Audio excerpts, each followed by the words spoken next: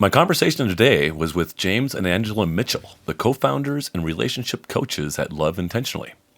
Angela was a career counselor, working in schools with depression and substance challenges, and eventually found her way into relationships. Meanwhile, James was the consummate entrepreneur, working in real estate but always trying new ventures with widely ranging success. After years of taking intentional time throughout their marriage, every week, every month, and once-a-year retreats, James and Angela built the skills and resources and systems to help entrepreneurs forge strong relationships. Whether it's a couple working together in business or one stable career alongside the ups and downs of an entrepreneur. Love Intentionally was formed in 2018 and experienced a revolution in recent years as the couple spent a year together in Peru and wrote a book, Married and Magnetic, The Entrepreneur's Guide to a Thriving Marriage and a Booming Business. This episode is full of great stories, relationship best practices, and a lot of fun. So please join me in enjoying my conversation with James and Angela Mitchell. Welcome to the Loco Experience Podcast. On this show, you'll get to know business and community leaders from all around Northern Colorado and beyond. Our guests share their stories, and through it all, you'll be inspired and entertained. These conversations are real and raw, and no topics are off limits. So pop in a breath mint and get ready to meet our latest guest. Welcome back to the Loco Experience Podcast. My guests today are James and Angela Mitchell. They are the founders of Love Intentionally and co-creators of Love Intentionally, as well as the authors of a recently released book, which is called, let me check my notes, Married and Magnetic. Correct. Who came up with the title? Co-created. Yeah. I mean, I say all of his ideas are creative and some of them are good, but yeah, most of mine are pretty good. Yeah, absolutely. I play a numbers game though. Well, they've been filtered a lot by the time yours come out of your mouth. Yes, you are spot on. There's less filter on that side of the I couch. have no shame in the unfiltered first draft game. Yeah. I like to say that most people have a filter between their brain and their mouth, but for certain very high performing brain, to protect the integrity of the system, there's an overflow, like a bypass valve, that when ideas and thoughts are so good, they just have to bypass the filter and go straight to the mouth. Yeah, man, when the creativity's flowing, man, Right. Get under the spout. It's pouring out. You've been And this is what I live with. Gratefully. Gratefully. Uh-huh. thankfully. Yeah. I want to go back. Let's let you guys introduce yourselves just a little bit, and maybe just introduce the idea of Love Intentionally. Sure. Yeah, so I have been a counselor for 20-something years. I've worked in a few different arenas. I worked with survivors of sexual assault, domestic violence, nonprofit world. I worked in the schools for a long time with families and kids, and then started working with couples about 7-8 years ago. Okay. Was that because everything else was so hard, or because you wanted a bigger challenge, or your husband was acting up and trying to start another different business? Yeah, I find Entrepreneurship is like that. Yeah, I find that I keep moving upstream. So I was working with, when I was working with survivors and a lot of that more intensive crisis counseling, it was like, how can I help prevent some of this stuff? Well, I can go into schools and I can teach kids some skills that might help. And it felt like upstream and more preventative. And then working with young kids, you also realize that as much as we can do in the schools, there's also the home factor, right? And if home isn't happy, then that can create a dynamic that the kid's carrying with them. And anyway, so I felt like I kept moving upstream. I've also just really enjoyed every population I've worked with. And so curiosity driven as well. Yeah, and just the new challenge of it, the new excitement of it. And and I really loved working with couples. And one of the interesting things is I found that actually my years as a school counselor and working with kids has really helped me, oddly enough, in couples counseling. Because I think a lot of the patterns we develop and create that come out in relationships were often formed in childhood. They were defense mechanisms and those kind of things. And then they pop out in adults in our adult relationships. And I'm able to spot them pretty quickly. Very quickly. Yeah. Especially when they're coming from me. What was that for you? Yeah. Tell me about your childhood. Right. Let me Start talk about there. my inner child. So what we do is we help entrepreneurs stay happily married, and we do that before they get into crisis. And so we look at high achievers as folks that don't wait for that crisis in order to act and to do things better. Not trying to save your marriage, you're trying to strengthen your marriage. Absolutely. And that's a huge distinction. No, I mean, everybody's got their thing, right? Every married couple is always working on something or always avoiding working on something. And so we got into this because I've been an entrepreneur since I was 11. My dad was a classic corporate warrior and really encouraged us to take a different path. To be the man in the arena or the woman. And so when I was 11, he wanted to be an entrepreneur, but he was trapped by the golden handcuffs. Yeah. He said I was always too busy making a living to make any money. Yeah. And he had 4 kids and mouths to feed, and those responsibilities, especially the older you get, just become a little bit restrictive on options. Well, that and plus health insurance. Especially when you got 4 kids. If I start a business, my health insurance is going to be $2,400 a month. For 4,000 these days. Exactly. Well, we had some benefit in that because she was in the school system, and so while I was an entrepreneur, she was the anchor. So we call that configuration the anchorpreneur. And one of the things that we've done since we got married was go away once a year on what we call a marriage retreat. And this was founded from our own desires and a premarital counseling fail. We tried to be intentional about being married, and so went to pre-counseling, and that was terrible. Because counseling is designed... It just wasn't your cup of tea on the counseling side, or... You think about what counselors are designed to do in relationships. They usually solve problems. They help couples in crisis because couples wait until they have that crisis, and they go in there and they need a counselor. I suppose. It seems like these days the marriage counselors is mostly like 90% women, and they tell the women that it's all your husband's fault and you should divorce him. Well, sometimes... I don't know. That's just my, what I've heard anecdotally from people in the world. And I would say, I obviously, as a counselor, I think counseling's great and beneficial. I made you laugh at that. You did, yes, kernels of truth in there. It also matters who says it sometimes. But so I think there's great counselors out there, right? We have a counselor that we go to when we need to, and she's fabulous. And so I to say that, and to James' point, especially 15 years ago when we were doing this, counseling was a lot of couples in crisis. That's where you went when there was a problem. So we show up wanting to be proactive and preventative and have these bigger conversations. What is this life we're going to create and all these things. These are these retreats you're talking about here. And it wasn't, the counseling back then at least wasn't really designed for that. And so that's where we decided after the failed counseling attempt to just do it on our own. So we kind of took James' skills from all of his entrepreneurial years, and he was used to business planning, right, and setting financial goals and metrics and all these things. And then I had the softer side, let's talk about our communication and our feelings and our intimacy and all those things. And so we combined those and created our own weekend retreat that we went away, just the two of us. We talked about all these important topics, got on the same page. Talking about the money stuff, we're talking about the kids stuff. Exactly, all of it. How's the sex stuff going? Absolutely. That was my favorite part, except it really wasn't, and we might get into that later. Talking seriously about it. Right, so we just started doing that every year on our own. So that's how we kind of created what was at least the first seed of Love Intentionally. Yeah. This went back to when then? 2017. Okay. No, actually, I lied. We got married in 2011. So how long have we been 2011. 2011. Right away. So it was part of your kind of foundations. I remember, years ago, before Love Intentionally was quite as real, you guys being excited about it and talking about what you do and maybe even inviting us to consider checking in. Maybe that was the first few years. Yeah. So we started with we started with that for ourselves, and then friends started asking us about it. Like, what is this retreat you're doing? Because we'd come back kind of on fire. We'd be excited, and we'd have all these goals. And when we started meeting our goals, too, we started, financially meeting our goals. We were getting the kids and the house and all the things we were wanting in our life. And I think people noticed. And so our friends said, oh, what is this thing you're doing? Can we borrow your template? So I literally sent them a Word document. That's what it was at the time. For sure. And the feedback we kept getting was, you have to do something with this. There's so many couples out there that need this.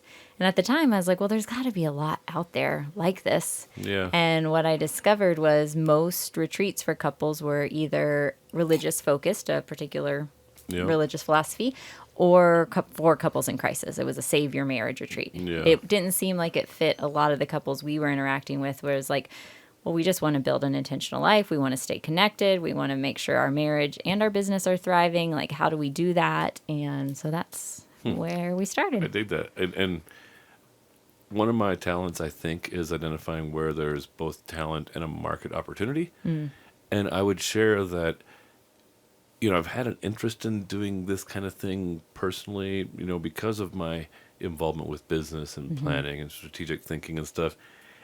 And not to throw her under the bus, but Jill's been a little resistant. Like, I just want to help support you and whatever the things. She's like that kind of, I guess, more from a little bit religious side of like a helpmate. Yeah. Right. And trust God, and things will happen and change and stuff.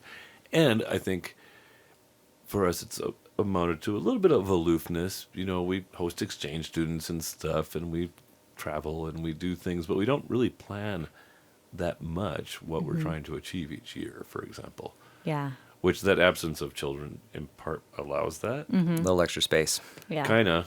But anyway, so I can see where there would be a lot of value proposition there because there is a lot at stake. Yeah. And for us, there's always these seasons of life where certain things are possible.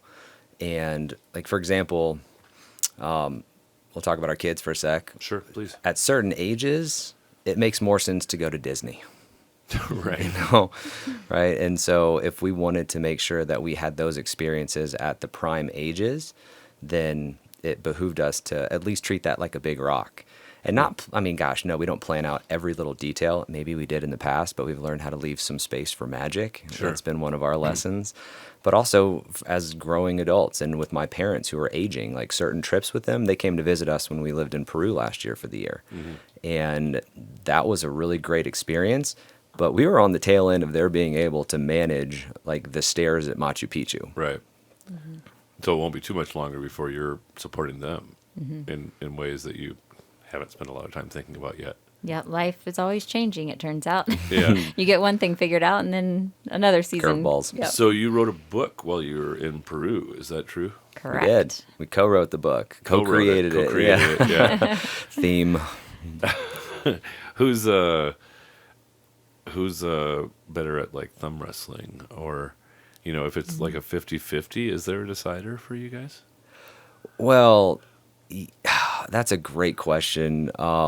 Thumb wrestling would probably would have been really nice great. neutral way to decide things. Exactly. I mean, you look like you have pretty long thumbs. Yeah, Usually the guy I has got a bigger advantage. Yeah. She's really competitive. She's the competitive Well, one I in our can see her relationship. like poking you in the ribs so that you're distracted, and then she can pin you. She'll play dirty. Yeah. Hands down, she learned that from her dad. My dad cheated at Candyland when I was like 3, so Oh God. yeah. Sets the stage. Yeah. Yeah, we get a lot of modeling from our parents. What we do when we find that, like, I want to talk about this, or, in certain aspects of the book, I think this is an important thing to say, and it didn't necessarily get agreed with. And this is like one of those challenges about being what we call couplepreneurs now. We work in the same business. Yeah. And so we've decided a long time ago 2 things. One, either is it my lane or is it your lane? Yeah, that's. I was just actually thinking. Yeah, we to have myself was like, yeah. Yeah, we have very clearly defined roles. We have them at home, we have them in our business. It was one of the mistakes we made when we first started working together is we got along so great as a married couple, and Yeah. Huge. we switched over into being business partners as well and did not clearly define roles in that arena. His mayhem did Oh, not man, mix as well as a. No, it did not work. And so we learned very quickly we needed to clearly define roles there. And how we look at it is we do who's the leader and who's the supporter on this. So it doesn't on mean we that can't ask for help or role. get each other's advice, but who's taking lead. And taking lead, also part of that means if there's a disagreement, you get the final say on that. Yeah. Because we've usually identified you as lead because you have a strength in that area, right? Or the skill set or whatever it might be. Yeah. We'll also drive in and say, I feel really strongly about this. And that's just the cue that, okay, this isn't like one of those, like, okay, whatever, not whatever you think. It's like, okay, if you feel strongly about this, well, so do I. Right. And that's when a better conversation can happen. And we get to go back up to the top level. Who are we talking to in this? Like, what is the message we're trying to convey? How do we want them to feel? Right. And whatever my idea is and whatever her idea is, if neither one of them feels like the right one, we both feel strongly, there's typically a third better thought in there. Yeah. Well, and I was just thinking to myself about things like female security and sanctity in a way. Like, so for me, like the zone of bedroom activities, like Jill gets to kind of be the lead. If it's something that she's not really comfortable with in there, then she's the decider. Yeah. Kind of, right? Yeah. To an Right. extent, she can't be the decider that next month maybe you'll get lucky. Like there has to be some, Yeah. some give and take. But in terms of who kind of has ownership over that space, I feel like that should be kind of a woman's choice to some extent. Yeah. And that Well, it's a conversation. Absolutely. Yeah. Obviously. And then we always say you have to move at the rate of the slowest nervous system. So you don't want to bypass someone's nervous system, right? And so that could be for sex and intimacy. That could be for a financial decision, right? Sure. If he's ready to like throw it all on red, right? And I'm like, wait. Totally. We've got a kid in college. We've got two other yeah. mouths to feed, right? Like, let's take a step back. We have to move at the rate of the slowest nervous system. And this is why the talk on sex and intimacy, as fun as it can be at the retreat, was always a little challenging. If you can tell already, I like to live a little bit more on that edge. And that shows up in our sex and intimacy quite often. And while we want to move at the pace of the slowest nervous system, there's also a check-in from Angela, like, okay, is this my nervous system or is this just my, Comfort zone. comfort zone? Yeah, 100%. And we came up with this language. There's a thing called a want, will, and won't list. This thing was super awesome for us. We didn't create it, but it was a helpful tool. Something you stole from somebody. Yeah. Well, it was given to us. We worked with and got trained and certified in sex and intimacy coaching. Okay. And that coach had given it to us as a tool to use in our own relationship and then something that we could use. And this thing is extremely detailed. Extremely It'll make you blush. If it doesn't, good on you. You might have to Google some of the So terms. it's kind of like start, stop, keep is a thing we use in business kind of thing. Yeah. What things Yeah, we want to similar. start, what things we want to stop. But if it was something that I wanted and she wanted, especially when it comes to intimacy and definitely in our business too, it's like, great, you want it, I want it. That's an easy thing. Let's go there. Mm-hmm. And then the next one is I want that or she wants that. And I'm like, I will do it. Okay. I will do that for you. Yeah. And then that's where a lot of the exploration comes in and getting outside of that comfort zone, but making sure we're staying inside the safety zone. She still feels safe or I still feel safe. But I'm like, is that a will? Right. That. Yeah, if there's two wills, no It's reason like, to really meh, move forward why? with it. Yeah, Yeah. exactly. And a will and a won't is obviously Any won't. Any won't. Yeah. No. Yeah. It's an automatic veto. No, Yeah. it's interesting tool. Yeah. I like it. It's good language. Before we get too far along the conversation, you were admiring the WizCal. The WizCal. earlier, thanks to Seed and Spirit Distilling Yeah. for being our spirit sponsor and your first time tasting it. Would you like to share some tasting notes? Tasting notes, smoky, smooth. Put a couple cubes of ice in this thing, and it's just really opened it up, man. I'm not much of a mezcal connoisseur, so to speak. Yeah, your fondness for Latin American culture doesn't mean you like. Hasn't made it to that one yet. Me and tequila had a bad experience back in the day, and so I think I put all of those types of things in the Thanks same for category. opening up about the WizCal or with the mezcal kind of tone here. Then You if do you're like gonna- whiskey. I do like whiskey. Yeah. I might be a connoisseur in that one. They pair really well. I would definitely drink this again. 5 stars on Yelp. Very good. Yeah. So this is like a reintroduction to being in love with agave-based products, Yeah. kind of. Yeah, the añejos, Yeah. kind of find it. I think sipping. I think the problem with tequila was I wasn't sipping it. Sipping over shooting. Different. Always a Yeah. better idea, in my Yeah. opinion. I don't do many shots anymore. Shooting, No. Oh yeah. Should have like- 50. yeah, you're like, what's a shot? Yeah, I've always said I don't generally wake up the next day and go, "Wow, that shot was such a good idea." Right. That doesn't happen. So it's better if Martinis, I just don't though, take- anytime we're moving into those will categories, I if can I give her a sip martini, on those. we'll call it a gincident. I will with a martini. Great. Yeah, I will more happily. Yes. It'll be a more enthusiastic will if you give me a martini. Yeah. Lessons we've It's a learned. game changer. Yeah. I remember my first 2 Rio margarita lunch Lunch. after Yeah. I moved to Fort Collins. Yeah. Brave. Did you take a nap later in the afternoon? No, I muscled through, but I don't Ooh. know how. $20 Yeah. says he went to a brewery afterwards. No, I did not. I was banking. They expected me there at the office. Oh wow. And I'm pretty sure, I wasn't dating Jill yet, but I'm pretty sure this gal was like a 35-year-old divorcee that was our customer at the bank, and she took me there. And I don't know if she had some designs on me or what. I was, 27 in pretty good shape at the time, 26, I don't remember. But anyway, we had the 2 margarita lunch, and then I went back to the office and stared at CNN.com for like 2 hours. She was looking for a deposit. I don't know. Maybe. I was ignorant. Like, I've never really, I've never really picked up on that kind of thing.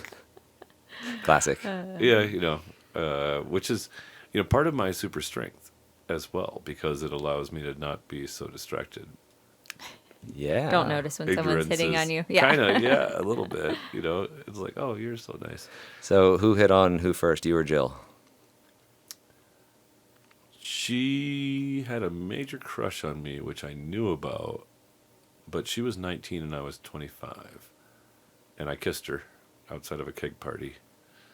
And then, like, the next weekend, I told her, sorry, you're too young for me. I can't date you. You're younger than my sister. Which was weird for me at the time, I guess.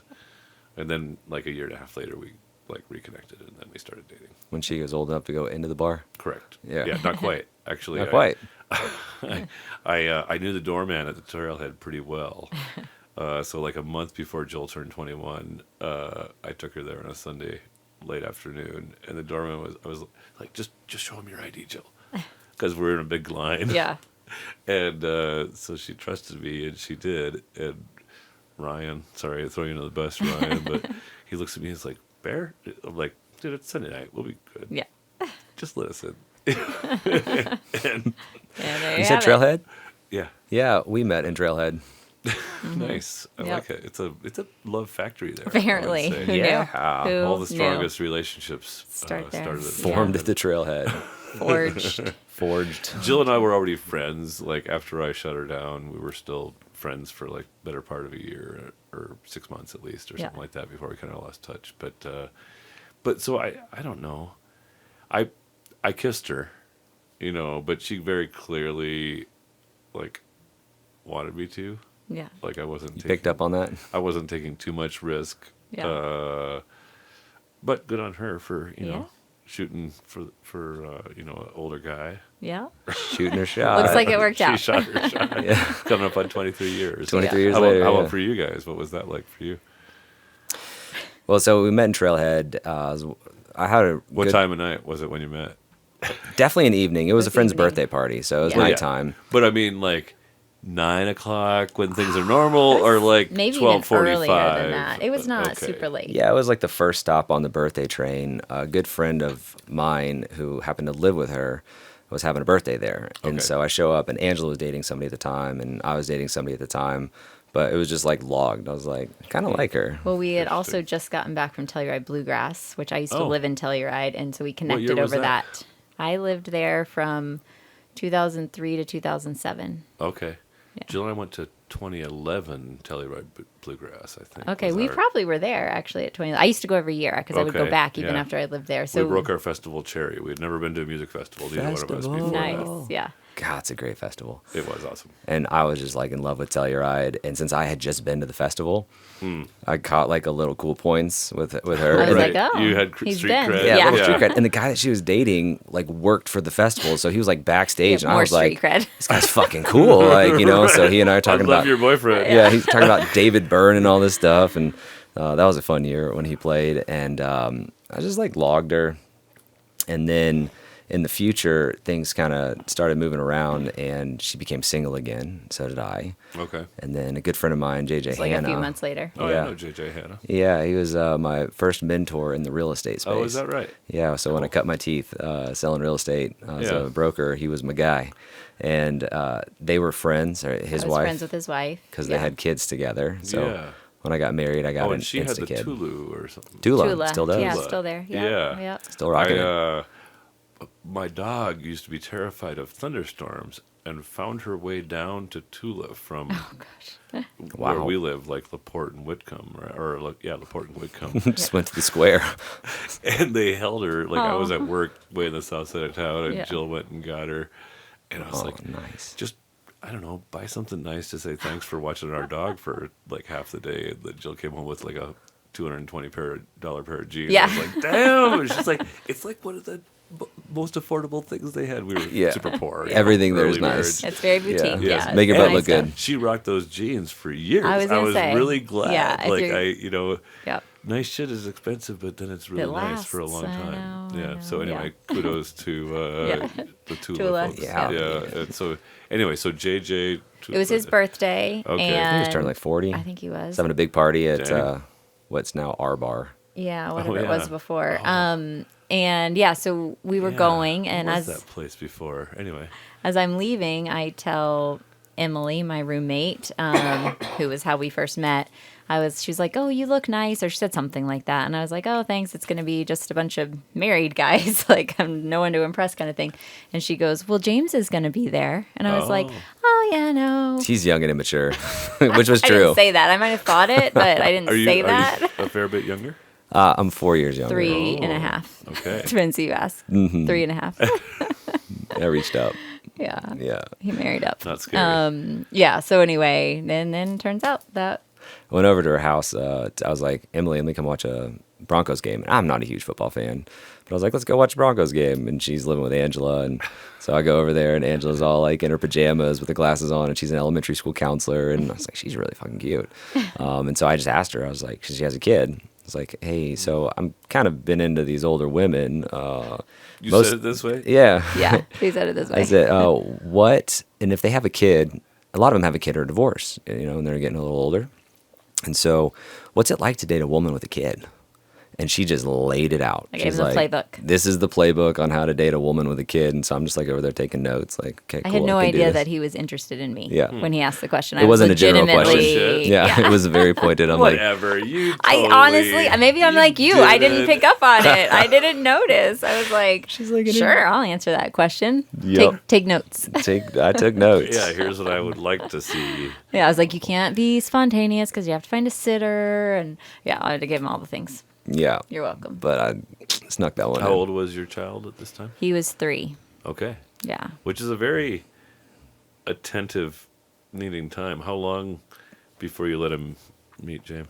Well, he first just met him under the guise of him being my friend. Like I'd let In a group James setting. like come over for a Yeah. barbecue with other people. It wasn't until we figured out pretty early that this was going to be serious. So maybe like 6 months in, I let him start actually quite a- spending more yeah. time. But I was one of those that I'm like, I don't want to introduce him to someone that's not going to stick around. Yeah. And so it wasn't until I think we had shared the like I love yous and felt like this was maybe going Yeah, you played somewhere. salami quite a few times. Yeah. Yeah. Sorry. we were technically a one night stand turned into a lifelong marriage. Worked. Can work. I'm glad. So we have a thing that we like to introduce, which is the purpose-driven segment. And it's sponsored by Purpose-Driven Wealth with Clint Jasperson and his team. I And just saw so- him at the golf simulator with his daughters. Oh, nice. Yeah, he's turned into a pretty good golfer. Yeah. He's taking his. It was just him and his 2 girls. I mean, one of them was wearing the coolest boots and like a full on princess outfit. I was like, on the golf, like she was hitting simulators. golf balls? So it was They had their clubs. We got there. We were leaving as they were arriving. But I I just was don't know if you're supposed to wear your boots when you're. You can wear whatever you want. Really? Simulator. Doesn't matter. Yeah, especially whenever you're 3 and super cute. Fair. Well, good job, Clint. Way to be out there in the community. So, I'm going to find a couple of cool questions, and I like this one here. What's your, let's talk about internal compass when it comes to, even that, what was it? Not start, stop, keep, but... Want, will, won't. Want, will, won't. Mm-hmm. But when it comes to, ethical decisioning, where does your compass come from? Is it from background research? Is it from compromise? You want to lead Want off? me to go? Okay, yeah. I have a few things. So I am a nerd by nature. I love to research things. Okay. So there is part of me, if I'm making a decision that if it's a decision that feels like it would benefit me to gather more information, Yeah. I'm going to go do that. I'm going to get all them. And that feels like is a gut-powered thing. It sounds like at least a little bit. Yeah, a little bit. So rather than making the quick gut decision though, which he's more prone to do. Yeah. It's more like, okay, I think I'm I need uncomfortable. more. I need more I need more information. information. Okay. So I information gather. I also really, I'm one of those that really bases decisions around relationships and the people involved in the decision, right? So like, how is this decision going to affect others? Yeah. How is this going to affect me? How is this going to affect my relationships, right? And that is one of my, I'm people over profit So usually, outcomes right? focused. Yeah. Yeah. And so I would say I take the people into consideration, the relationships. And then I do also, which I've leaned into a lot more, I do think I have, especially on that second piece of it, the people part, I have a pretty good intuition around that stuff, right? Like I can tell when something just doesn't sit right with me or doesn't feel right. Yeah. Having been under the hood of quite a few brains, so to speak. Yep. Right? Yeah. And James is really great about if he'll even ask me sometimes, he's like, what's your intuition saying on this one? And it rarely, if ever, has led me astray. Actually, the poor decisions in my life I've made, which thankfully haven't been a ton, were because I overrode my intuition. Usually in an effort to like people please, but in not the, is this person going to benefit, more like I don't want this person to be mad at me. Right. People please, Yeah, right? we Which don't is do that different. anymore. We don't do that anymore. Just period. Yeah. Nope. It's like I can't override my intuition just to make someone else happy. Yeah. Yeah. Appreciate that. Like, Dad? this part, the compass for me at this stage in life, man, I'm going to say it's my heart, Okay. and what's in the greatest service of love. And sometimes love can feel tough, but effectively, what is going to create the most love for that person, for themselves, and then for their spouse, partner, their kids, the world around them. And it can be tough sometimes because that I don't want to disappoint somebody or I don't want to do that hard thing. It's like you can really buck up and say, this is going to be a tough moment. It might feel disorienting, but if you're doing it, one, for the right reasons, and the right reason being your heart, then it's going to guide you to a really great place. Talk to me about, I guess when did you transition from this being an idea, the love intentionally, we'll call it? Had you already been marriage counseling for a while, and James was like, oh, now I've got a super weapon, I can create this? Or you were like, it's been really hard to stay lovingly married to this guy for 7 years or whatever it had been. It's not all peaches and rainbows. Yeah. Talk to me about the evolution, really. Yeah. So the first thing we did with Love Intentionally really was after we passed around our Word document, and got the feedback, was I got, and again, this was kind of an intuition thing. I literally woke up one morning. We were at a friend's birthday in Ojo Caliente, which is beautiful. The hot springs down there if you've been. So it was kind of like, I'm going to just call it divinely inspired. Moment that I was like, I've been. It's awesome. 3 times actually. Yeah, it's gorgeous. And I just got the hit. I was like, I want to take this thing we're doing for ourselves and we've been sharing with people. I want to facilitate that experience for other couples.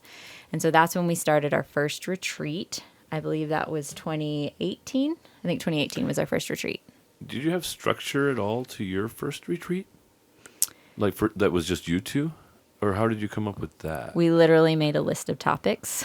Okay. These are the important things to cover. Yeah, these are the topics that each, and we co-created the list, and borrowed a friend's condo in Estes Park for the weekend. Ranked by priority kind of thing. Yeah, and went through. So it got more structure over the years because we started beefing up the topics and adding ones we realized we needed, and it became a much fuller thing by the time we really started sharing it.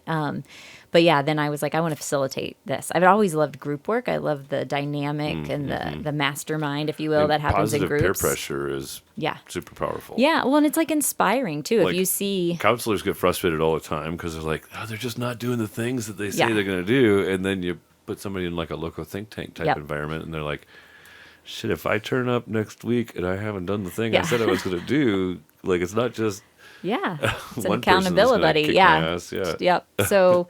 That was really the first thing we started doing, and it was shortly after that you switched to coaching. Yeah, so she's bringing all this counseling knowledge, Okay. and she loves the retreats. And I would go to the retreats and not feel that like particularly, yeah, like I didn't feel this level of you mastery. were doing real estate this whole time, time. but also like, let's flash back to Renewable, Oh, that was a fun season. which is when I first met you, really, right? Yeah. So I've always wanted to do this impact on the world, whatever impact means to you, but I wanted to have a positive influence on this idea with renewable of like fixing the world. Let me get more renewable energy into the real estate sector. There is a problem. There's an opportunity. I'm passionate about it. Let's There's go. subsidies for solar panels, and 100%. this and that, and Yeah, and insulation. I get it, and I'm willing to do the work. And so Yeah. I'd help people buy houses, and while they're buying them in that financial event, add solar panels, insulation, high efficiency units, whatever the house needed. And to me, that was pretty similar to the work we do now. But I had this realization. It was like, I don't want to fix problems, right? I just want to create solutions. And that was where if more love exists in the world, more love exists in your relationship, then you have more energy to do the other things, to show up better for your family, to show up better for your community. And so it has a similar impact of creating more. Yeah, yeah. I mean, that's one of the beautiful things about, frankly, like solar or agriculture, is they're actually additive. Mm-hmm. So many businesses are service oriented, right? Where I pay this counselor, I pay this real estate agent or whatever. But if things could be additive, like, frankly, my marriage is better, so I work harder. Mm-hmm. I have more energy. My business works better. Yeah. I'm not spending all this mental load and all this extra thought on, oh gosh, I'm going to get home and we're still in the middle of this fight. We haven't resolved it yet. Or I'm trying to just like give her the cold shoulder or dealing with the cold shoulder. Yeah. It takes a lot out of a person to live in that tension, low level or greater than that at all times. And it really has a huge impact on what we can produce and what we can create in this world. And especially with entrepreneurs, we have a dream. We're trying to do something. Well, and I bet, like, you being kind of secure, focused, research, data, you being the entrepreneurial dreamer and being in real estate where, like, from 2007 or whatever, when you started through the, financial That was fun. thing and stuff after that, and just waves up and down. There's different seasons. Sometimes you rock it, and sometimes it's slow, and sometimes Renewable is costing us a lot of money to work on, and sometimes it makes us a little money. That's all nice. Yeah. Absolutely. Yeah, and so I would say what happened was you had, to your credit, you had a ton of personal experience in making a marriage successful while building businesses, right? Because you're an entrepreneur, he's already got more than one going at a time. Right. And So many email addresses. And so we had done a lot of that work for ourselves and really found the systems that worked and helped us be successful. And like Yeah. I said, shared them with friends and everything. And we felt like in so many ways we had kind of this recipe. And then, so you came to the retreats initially with all that personal experience. You didn't have a lot of professional training yet in coaching. So No. then you went out and got a shit ton. Yeah, I felt kind of inadequate in the space. Like when coaching would show okay. up, I'm like, I can facilitate some conversations, but like when it came to, Yeah, I'm smart. You know. I've got the lived experience, Right. but I didn't have the professional experience. Yep. And so this shift started to happen where I was like, babe, love intentionally is our future. This is the impact we can have on the world. This is like how we can be the I've got to change. upskill me Yeah. Right. And to so be your partner in this. I always have chosen to have a level of mastery in the craft that I choose. And so the bridge from being in real estate and helping people buy and sell homes, which by the way comes with a lot of marriage counseling when people are buying Totally. and selling homes. A lot of relationship Totally. A management. lot of relationship management, exactly. Was ninja selling. So I was at the group real estate. Oh, sure. And Larry Kendall started that, and he was the founder of Ninja Selling, and Ninja Selling has coaches. Right. And I always practiced ninja, love ninja. Yeah. And there was a gal that kind of spun that up and grew it for a while, too. I forget. It's years ago now.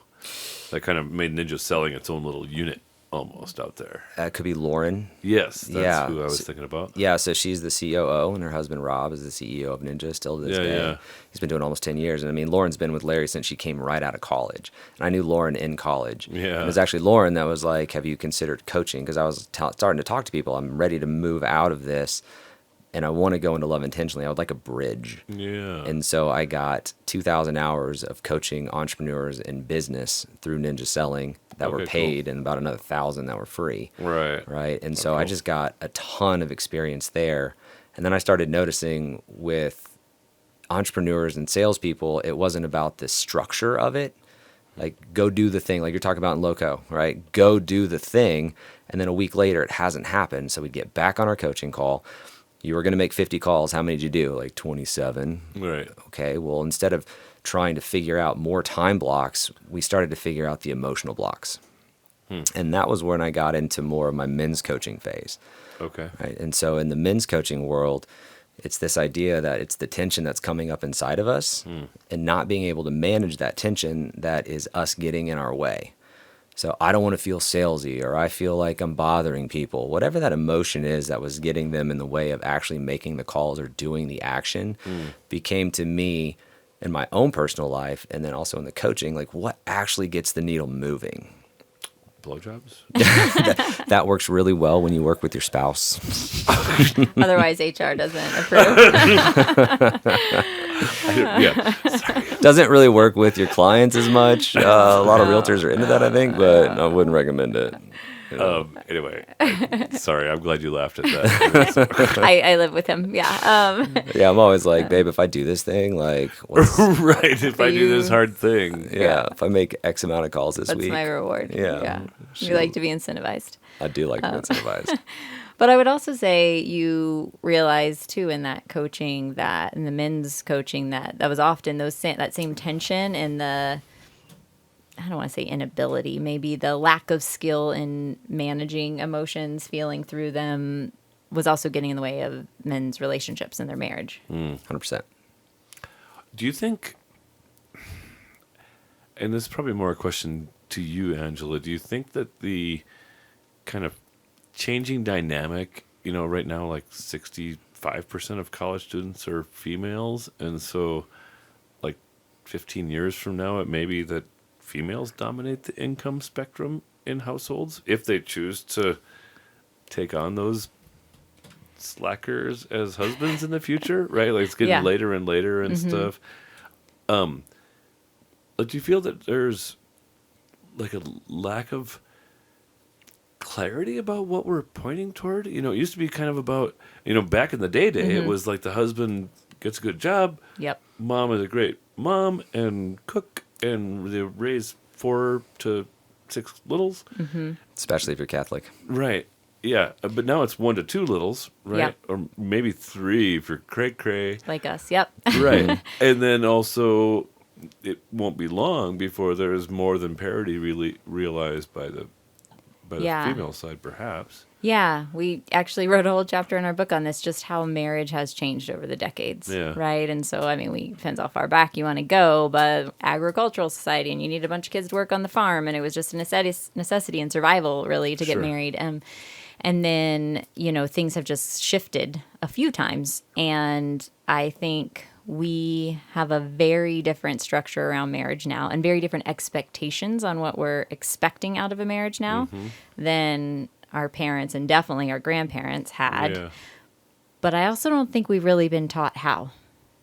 Yeah. So I think now we're in these roles where we're expected to be, we're best friends and lovers and help each other, intellectually grow, and businesses and biggest cheerleader and best friend. And like, there's all these roles we're supposed to play as each other's spouses. That is a little overwhelming to be everything to someone. I was just thinking, Jill will hate this if she listens back to this one. So, but Go on. No, she'll be fine. She'll like it actually. But like for us, I was the $80,000 a year plus banker guy, or 60 for a while, and then 70 for a while, and then 80, and then we didn't have kids. We miscarried a couple times and stuff, and so when I left banking to pursue whatever it is I've become, she made like $15,000 the year before. She was a trophy wife, working a part-time job with a college degree, master's degree, even in, but a very chill thing. And then over the span of a couple of years, she helped me out a bunch with Loco, and then she got a big promotion. And so she kind of had a whole different career trajectory because of my entrepreneurship.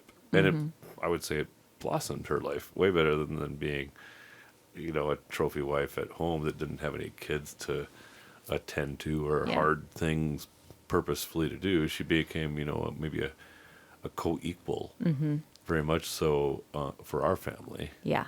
And I think what happens is it's less about what structure you have, right? Like, so I know some people really want to be, some women want to be a stay-at-home mom, right? Sure. I don't want to miss out on raising my kids. That feels like a privilege to get to stay home with them.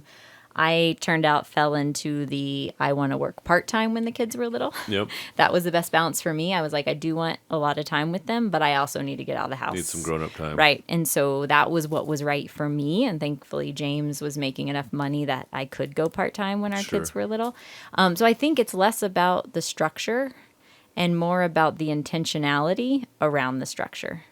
I think what happens a lot of times is we end up falling into these roles, maybe based on how we grew up or just inadvertently because of life circumstances, and they weren't always chosen or intentional or explicitly communicated. Yeah. And then that's where people start feeling the friction and the tension. And the resentment. Right? Like, we've seen a lot of couples, and this maybe is because we work with entrepreneurs, but it's kind of a cool model. James calls it leapfrogging, where if they're both entrepreneurs, or it doesn't even have to be entrepreneurs, but one will kind of take a leap and make a big career move while the other kind of holds down the fort, right?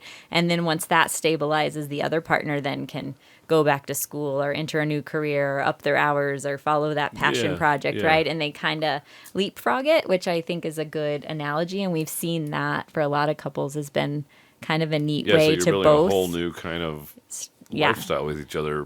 Regularly. Yeah, and you're supporting each other's dreams. You're just kind of taking turns doing it to make sure someone's holding down the fort. Yeah, interesting. Yeah. It comes back, I think, purpose and polarity will create the passion in the relationship. So it doesn't matter what the structure is per se, but I didn't realize 65% of the college attendees are female. It might only be 60, but it's a big number. Yeah. More than men, right? Much more. Well, and women don't need men for economic security like they did in the past. Correct. Yeah. We still overall make less, but that's changing, and we don't need it for survival. Yeah, but one of our best friends, she is the breadwinner, and he is the stay-at-home parent. Sure. Stay-at-home dad. He does the homeschooling. He does all the house stuff.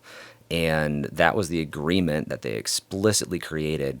And then they still work to create the polarity inside the relationship so that magnetizes them together, because there is some aspect of this masculine and feminine polarity that we all carry both of them within inside of us.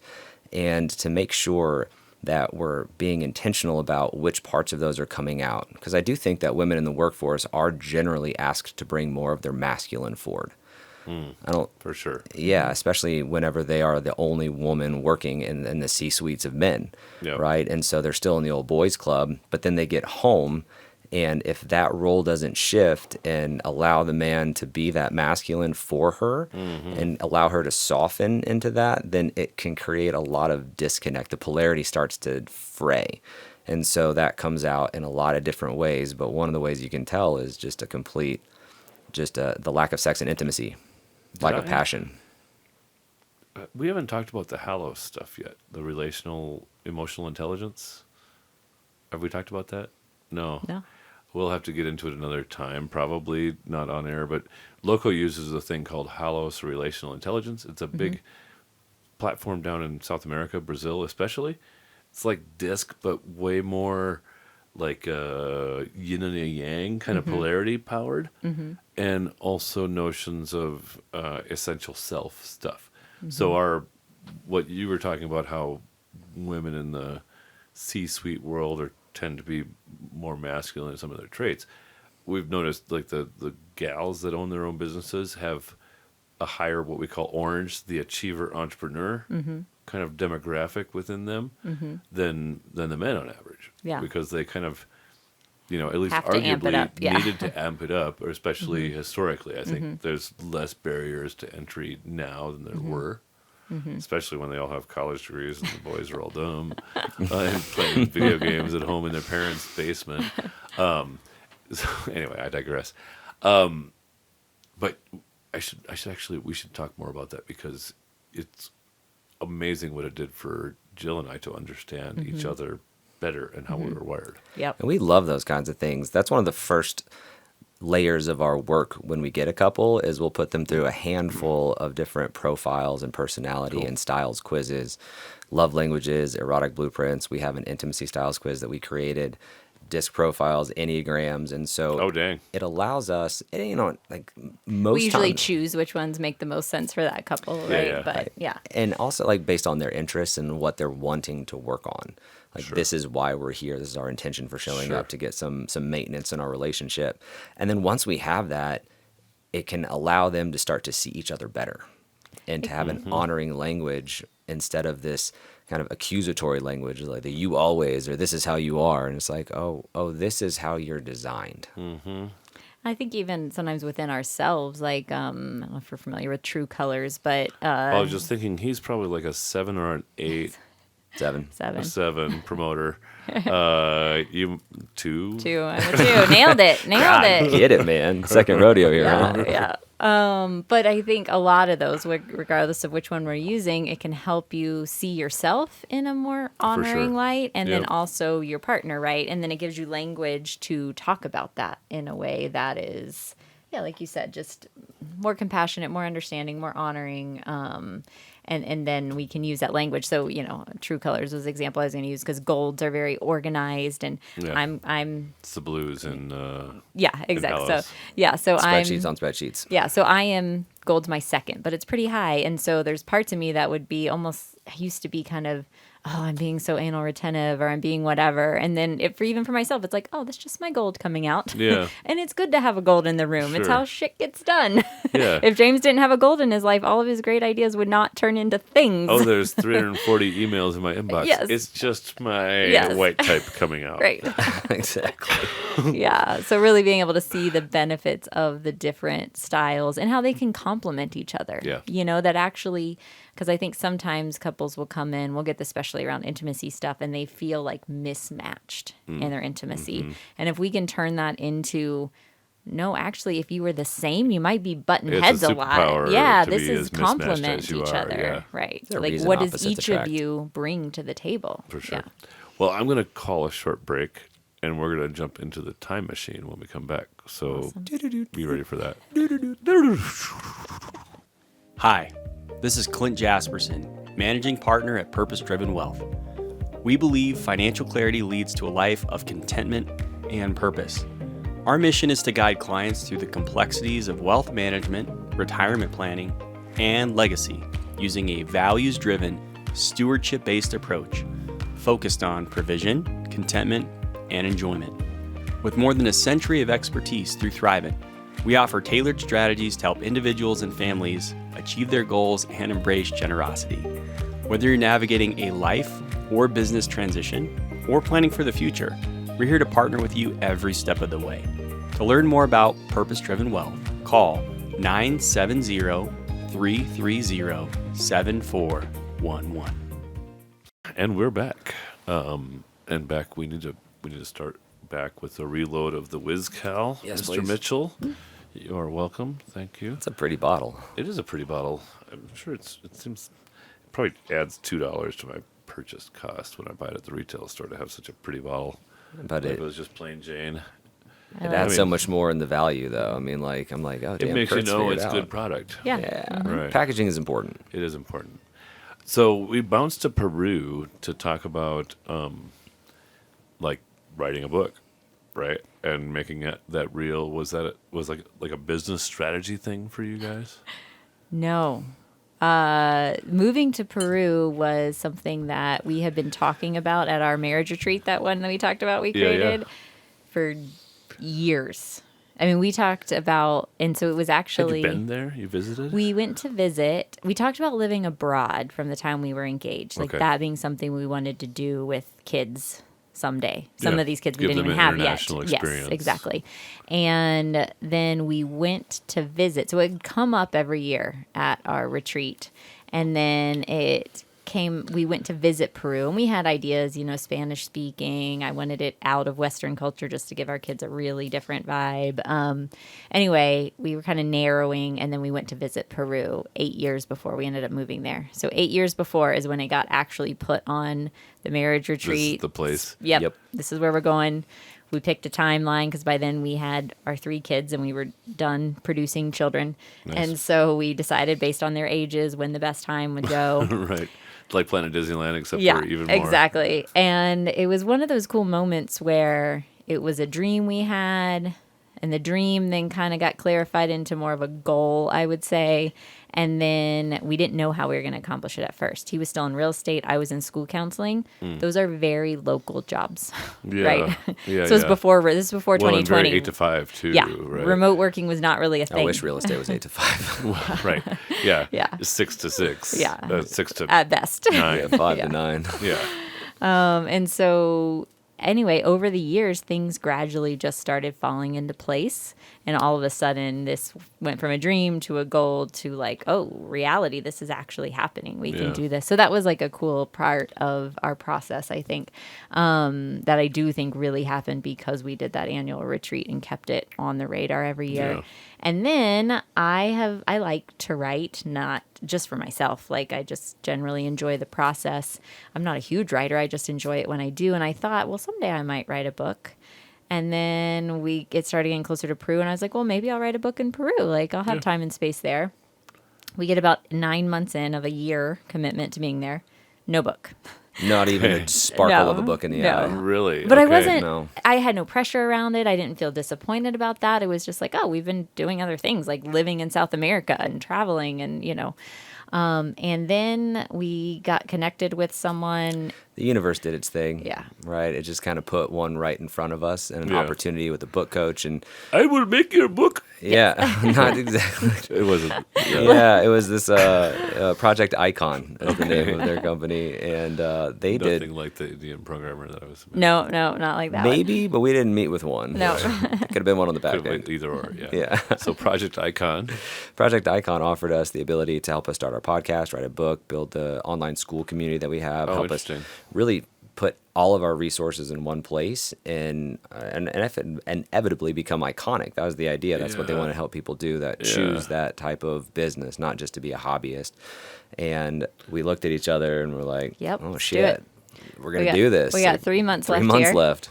And so we spent, while the kids were in school. Sounds like an expensive program too. Maybe probably. Is $20,000 expensive? Yeah. No. I mean, not if you can I don't become think an for icon. what all they got us. I don't think. Yeah.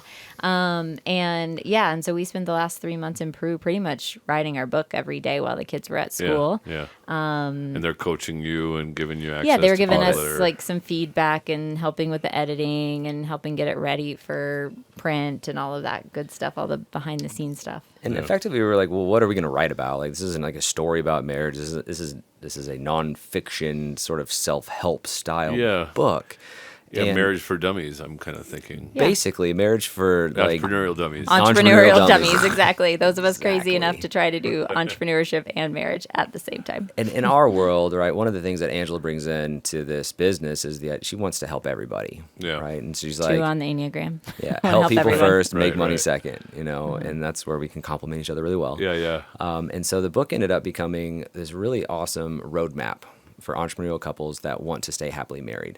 So how to have a happy marriage, a thriving marriage, in fact, alongside your booming business. And we're speaking about the What if marriage you broke side. as shit?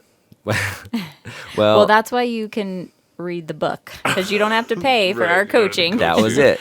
And that was a Exactly. big piece of it for me was like, how can I put what a lot of our knowledge and our tools and our framework in a format that's accessible to about anyone? Because I do have this It strong. doesn't have to become a counselor first. Yes, and I do Or have go this. through 2,000 hours of coaching. Yeah, or Exactly. even if it's a couple that can't afford our coaching, right, or our programs, if they are broke, right, then Yeah. I don't feel like only people who can afford it should have a happy marriage. Yeah. Right. And so this was a way also to put all of that, our frameworks, our tools, in one place where anyone really can access Yeah, it.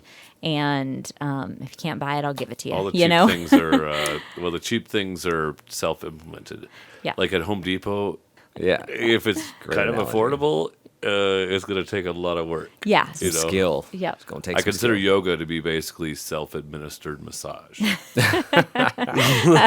a great way You to can have look a at free it. massage. Right. Just Just put go to yoga yoga. with Adrian on YouTube, but you have to administer it itself. Yes. It's going to take some work. I love And if that. you're broke, a lot of the startups enter that season where they're not nonprofit, they're no profit. Yeah, not intentionally nonprofit. Right. But Right. Yeah. And in full disclosure, like every startup's been there, we've been there, right? Sure. And so the idea is that that's really freaking hard on your marriage too. Right. When you're starting the thing and your spouse gave you like a 6-month runway in order to get things off the ground and they're Like, holding it down. I need 3 years. Right.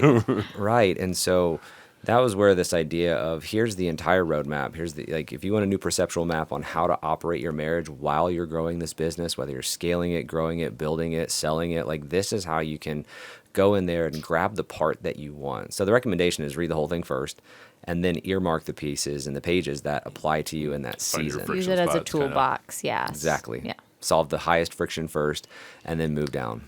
And how do you break it down, Angela? Is that like, I'm assuming there's some like financial stuff, there's some intimacy stuff, there's Yep. some Yeah. roles and chores kind of stuff. Yep. A lot of it is, kind of they're topically. You can find those different about topics on a organizing your stuff, communication.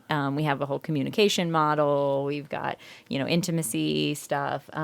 So a lot of it is the tools, but basically like our framework is, we feel like an intentional relationship there's like 3 prongs. You need a vision, which we call your relationship North Star. So what are you creating for your relationship? Business can be part of that. That's but what what is magnetizes you and pulls you in the hard times. Yeah. What is your North Star? Where are you heading? And it helps for couples to be on the same page about that. Sure. So for me, for instance, when James was in real estate and we had babies and toddlers, when he'd get that call at 6 p.m. to write a contract or show a house, because we had the same North Star, I knew what our financial goals were for the year. We had talked about all that. I was much less resentful when I have a screaming toddler on my leg while I'm trying to cook dinner. Right. To go, okay, yeah, honey, yep, you're right. You need to go do that, right? That's in our goals, right? That's And going so to be $6,000 to the family budget. exactly, when you get that that's close. going to mean we can go to Disney this year, right? Right. So anyway, the vision and then the strategic life plan. So that's more, how are we going to get there? What are the goals? How do we keep our household running smoothly? How do we keep our finances running smoothly? The logistics, because that's often where couples experience resentment and tension is over those logistical pieces. and get stuck in the roommate phase. Yeah. And then ultimately, when you have those 2 things, it really creates the space for connection, for that intimacy, for that deeper level where you're not just roommates, right? But you're actually love each other and feel connected and feel intimate with each other. Which and is so what those are makes the it all 3 worth it. prongs. Yeah. Like nothing's worth it if you don't have that connection. You can have a vision and you can have a strategy, but if you don't have a connection, like what's the point? Yeah. So the book is kind of Doesn't structured seem that like way. you guys have struggled for the connection part. We struggled with the intimacy part. And That was the one section when Angela would inevitably cry on during the first 10 years of our marriage retreat. Yeah. I tell you what, I would think real hard for months because I'm like, this thing is coming. This is the time and the space. This is the container to have these gonna work this conversations. time. I'm going to, I didn't even have AI back then, but I was just journaling out, how can I say this in a better way so it can be heard and received? And there was a lot of layers to that. But yeah, it was a challenging thing. I think it's now become one of our superpowers, but it's because we worked on it so hard and we got help. We got help for it, right? We tried to do it on our own for a while. And then there's just things James always says, you can't read the label from inside the bottle, right? Sometimes you need the outside perspective. And the thing with intimacy is it touches on people's vulnerabilities. It touches on their insecurities. It touches on their wounds. It's this really vulnerable space that no one talks about or tells you how to navigate. And when you coming into it from different places and different desires and all of this stuff, and there's no idea the map you followed to get to that place. Totally, yeah. And then there's also the classic, it's not always on gender lines, but often where women need emotional safety and connection to feel open to sexual intimacy, and men often Boys just use need sexual Discord. intimacy to get emotional connection. Now I can feel close. There. That post-nut clarity. I do love you. Sorry. But it's kind of the stereotype, right? Yep. Yeah. Yep. And sometimes the stereotype fits pretty accurately And because we've sometimes- been conditioned to be that way, For Yeah. sure. Yeah. I think we will understand all of this more if we get to know little James and little Angela. And so, oh, wait, one more thing. Married entrepreneur meetups. Oh, yeah. That's really where we all reconnected and scheduled this Yeah. podcast from, really. Is that something, do you have the next one scheduled? Is it something Yep. that So you're going to be we- doing more of? Yep. Absolutely. We meet the last Tuesday of every month. Okay. So our next one is probably before this airs. But it's the last Tuesday of every month, 5:30 to 7:30. We put it on our Okay. social At media different stuff. locations? Yep. Different locations We highlighted of different local businesses business. owned by entrepreneurial couples. Okay. So we've done Happy Lucky's, Horse and Dragon. We're going to be at Trebuchet Group this coming month. Okay. I dig it. Yeah, and it's couples where at least one is an entrepreneur. They don't both have to be entrepreneurs. They don't both have to be in the same business, but just the idea of they're trying to build businesses Yeah. and marriages alongside each other. It was actually pretty cool. The Yeah. one event that I went to was like, oh, there's Yeah. all these, All these, like, yeah. both in the business together and otherwise, but that was over half of your attendees was Yeah. both are in the business together. Yeah, Figure and it's it just out. it's a free event because we want to build And are community you around guys this. famous on Facebook, LinkedIn? Like, where is your email chains? Like, if people are out there, they're like, I want to learn about, I can't go to the next one, but I want to go to the Yeah. one after that. Where do I find Yeah. it? Yeah, we post them up on Instagram, Instagram. so you'll find them Okay. there. And Also, just join follow Love Intentionally. loveintentionally.co. .co. And we also send them out in we call it a love letter instead of a newsletter. If 'cause, you're on the newsletter, then Yeah, absolutely. So you'll get access to that there. And then we put them through meetup.com. I kind of automatically unsubscribed to newsletters when I ended up getting subscribed to them. So maybe I'll resubscribe if If you're I not- subscribe. I don't know if you were subscribed or I unsubscribed. don't think I've seen it yet. Yeah, we so- don't. Okay. We don't just like throw you on there. Like it's an opt-in only. Yeah, it's usually you. Well, but I came to your meetup, so I thought maybe I was like automatically on your spam letter. But I wanted to be there. Love so. spam. Love spam. Yeah. Your spam love.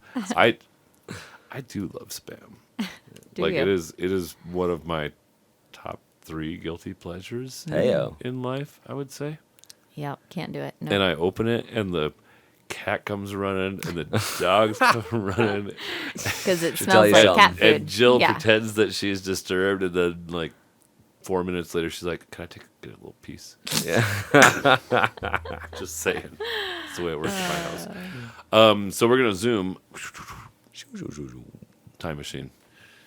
Angela, you're much older, Much. 3.5 years. 3.5 years older, which puts you circa when and where? When I was born, Yeah, when and I where? was born 1980 80. in Hamilton, Ohio, Hamilton, which is Cincinnati. outside Cincinnati. Okay. Hour. Fair. Yeah. all right. Yeah. I So only m- lived there till kindergarten, and then I moved to North Carolina. So Okay. And like a North lot Carolina is where I grew up. mountains, The rest of North Carolina, Asheville, North the Carolina. Concord, which is outside of Charlotte. Okay, so city, it was a really Central big Piedmont. financial hub at the time, increasingly, Yep. and stuff like that. Yep. Okay, Yep. and then grew up there. Grew up there. A city girl. No, I was Ish. in a Suburb suburb, so it girl? was smaller, more rural. It is Okay. bigger now; it's become a larger suburb. But when I was growing up, it was pretty small and fairly rural. And tell me about your family. My family. So my parents divorced when I was 10, and Okay, so you went to North Carolina with them, and then they split. So I actually went to Atlanta with them, and then they Okay. split, and I went to North Carolina. I have a brother who is James' age. He's like, their birthdays are just a few days apart.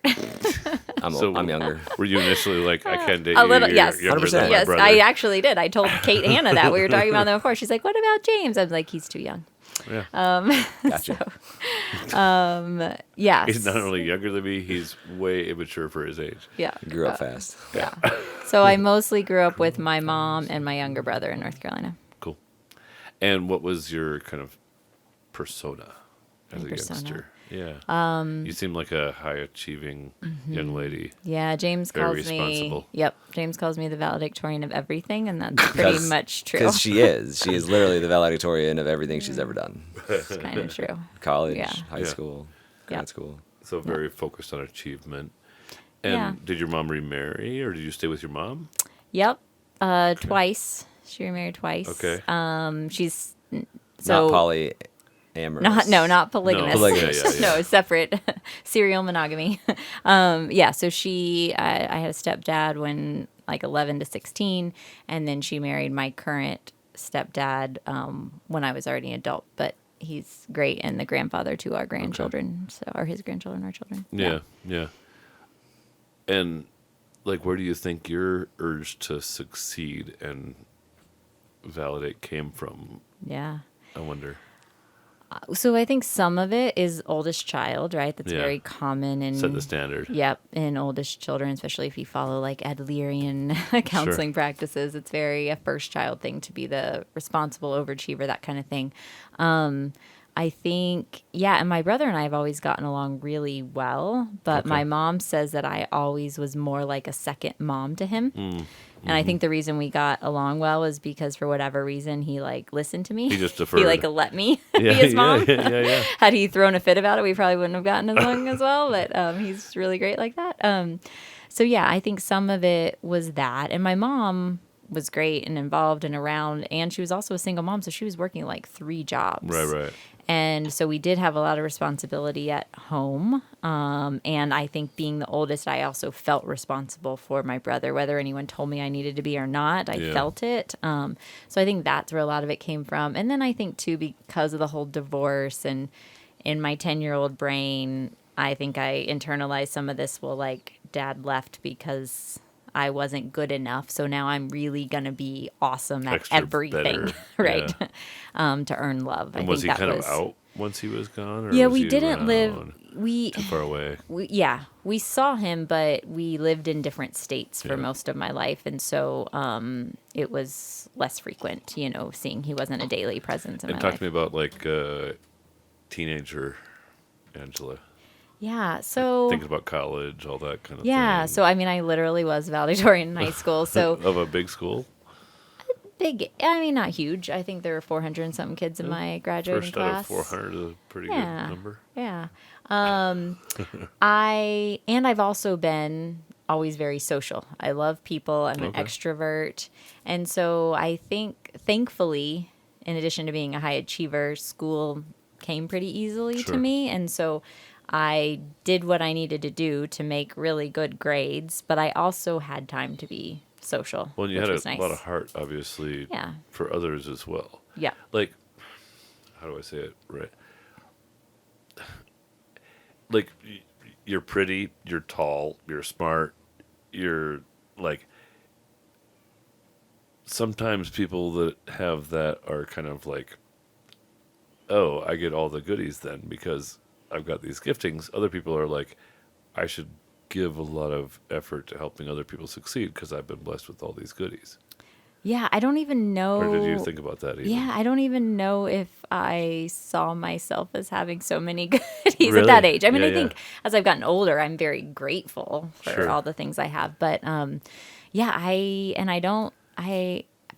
always stayed have driven, wanted to help. like, Yeah, through I am college, too, I driven for suspect. sure. Yep, but I also want to help. So I Yeah. in college, I ran Hope for the Homeless, the organization on campus that helped homeless. We helped homeless adults then, but then I wanted to help kids. So me and a couple of my classmates started an after-school tutoring program for kids living in the shelters that were homeless. And I did those kind of things, because I wanted to. I think I did realize, especially in college, that I have a lot of privilege, right? Whether it's because the color of my skin or growing up very middle, even with a single mom, we were still like middle class. I had a lot of, I guess. and I wanted to use that towards good. Okay. It's an interesting thing to feel really privileged growing up in that single parent household as a female at the time that you did, which is testimony kind of to that heart of service, I suppose, that you were born with, kind of. Yeah. And I think it was modeled for me. Like I remember as a Even your mom teenager, felt that way in a way. I think as a teenager, I remember we would, on holidays, sometimes we would go to, me and my mom and brother deliver the Meals on Wheels, so people who couldn't get out, we would go deliver food. So I think it was some modeled and then some also just me. Let's go see little James. Let's call it 4 years old or something like that. I don't know. Baby James. Baby James. It's a good James Taylor song. Sweet baby James. What was the scene you arrived to? And I grew up in Texas, and Okay. that was just an interesting place to grow up on. I've always kind of been, even at that age, like, this is where I am, but I don't really represent that. Okay. Right? And what was the circumstance? Was your dad involved with the oil stuff or something? Or? No, he was an Oklahoman, poor Okay. Oklahoman. My Okay. grandpa did not like him. My mom's dad was the mayor of Houston for 10 years. Oh, wow. When 68 to 78, when Houston had a problem, Mayor Louis Welch had a problem. Okay, And, okay. so that's why my middle name is Welch. Oh, yeah. So my mom James had, Welch Mitchell. my mom had that kind of a family, and my dad grew up So she was like a blue blood. a little bit as far as sorry. Or in Houston goes. Texas, yeah. Right. Yeah, far as still Houston not goes. very many generations Yeah. deep blue blood. But Yeah. And my dad grew up the son of a cotton picking man in Oklahoma from the Dust interesting. Bowl. Okay. And so he's kind of a cowboy. They met at Abilene Christian Yeah, University. sharecropper style. Exactly. Man, that's my dad's side to a T. My great grandfather grew up in a cave in Tennessee on that side, right? So you kind of come from that sort of aspect. And then my mom's Yeah. side, and they were both the babies of 5. And then Okay. they started having babies whenever they were 22, 23. Okay. They got married at 19 and you were 20. first? Second. Oldest male. I get the goats on the Okay. farm when the family goes. I think your And- older sister likes goats more than She you. probably does Right. like You them can have the once. goats. Yeah. I Let her want. let her have the goats. Yeah. I want the acreage. Yeah. Yeah, she wants all the stuff in my parents' attic. Right. There's a lot. And so they were poor, and they had my sister and I when they were super young, Just the two of you. just the two of us at first. There's 4 of us now. They had a 7-year gap and then had 2 more kids. Okay. They said they were too poor to have the amount of kids they wanted. Right. And so they waited till my dad. They would have had 8 had they been Kept income going, stable yeah. the whole figuring time. it out. Yeah. And so as a result of that, when I was 4, turns out elementary school was free back then. And Right. Still so free. Still free? Elementary school? Sure. Okay. Great. Yeah, well, free. Yeah, so school was free and daycare Right. was not. My mom was a night nurse, and my dad was just kind of figuring out what he ended up. Oh, so you got shoved in early to Elementary school. So kindergarten. I turned 4 in August and started kindergarten that same time. Oh, wow. So I was the 4-year-old in kindergarten. So there were kids in my grade that were over a year older than me. Right. So I was always the youngest kid in my grade. Huh. And I think that played a pretty large impact. I was like kind of a late bloomer. I was August 20th birthday, and so I Oldest was. or youngest? I'm the oldest, Okay. but I was also the youngest in my class always by like all the way, and I was a Yeah. late bloomer, so I was Kurt the Squirt for like all my growing up Yeah. years. So playing like 7th grade, 8th grade, once I got to that age, like sports really didn't work for me anymore, Yeah. except for golf. Okay. And so in that world, I was always musically inclined. So I fell in love with choir. Okay. And so growing He's up, got, some he's got pipes, a too? pretty voice. He's Oh, got a let's really hear pretty it. voice. What do you want to sing us? Oh, Tannenbaum. Oh, Tannenbaum. Oh, there we go. I'm going to let you two take this Yeah. one. Yeah, I did a select choir. Okay, So interesting. like I was super into that. Interesting. But didn't really find that social stride until Yeah, yeah. about 8th grade. Okay. And then I found my crew and my tribe and All right. started to really enjoy life a little bit more. That's actually pretty good. Yeah. Like finding a place and being kind of confident in those days. I think summer camp helped you too. That was where I really bloomed. Okay. My parents sent me to summer camp in Steamboat Springs, Colorado. Okay. I did go to one in Kerrville, Texas, in the Hill Country when I was younger, but it was an all boys camp, and man, like that was rough for me. And what was the camp in Steamboat? Is Called- this like a Bible kind of camp too, or something? Not a Bible camp. Okay. Much to my parents' chagrin, they are very, very Christian, and that is actually my mom has told me one of her greatest regrets is that she sent me to that camp. And I'm like, Mom, that was the greatest impact it had on my life. She goes, I know, that's why I'm like regretful. But it wasn't a Christian wasn't a camp. Christian It was camp. not a. It was In a hippie hindsight, camp. I think she would have done that differently. Yeah, she would have definitely done that. She did that differently with my second, so like my brother and sister being You're like 7 going to and that 9 years camp younger. that took your brother away from the Lord. Exactly. Exactly. Or Sent at him least up to from Colorado. Texas. Yeah.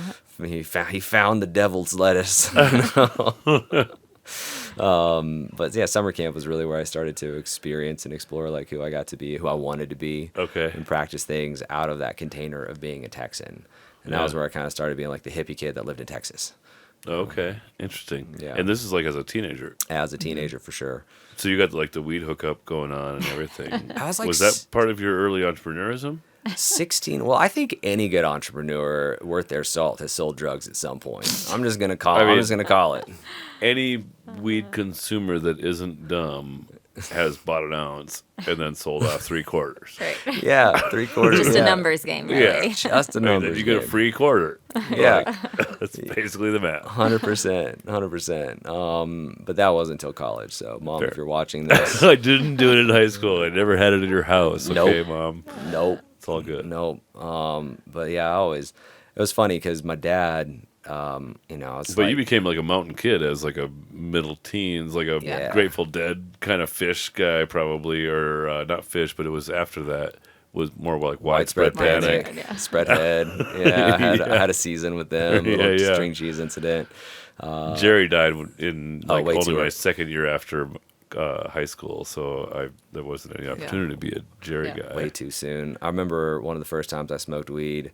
I was a CIT, counselor in training. So I was 16. I was at camp, and the counselor that I was kind of under, he's like, "Great, like hit this." And then I was like, "Great," and he's like, "Now go outside with your Walkman." We still had Walkman back then. It's pre-iPod phase. it. And here's the disc 1 of the Pink Floyd's "Wish You Were Here."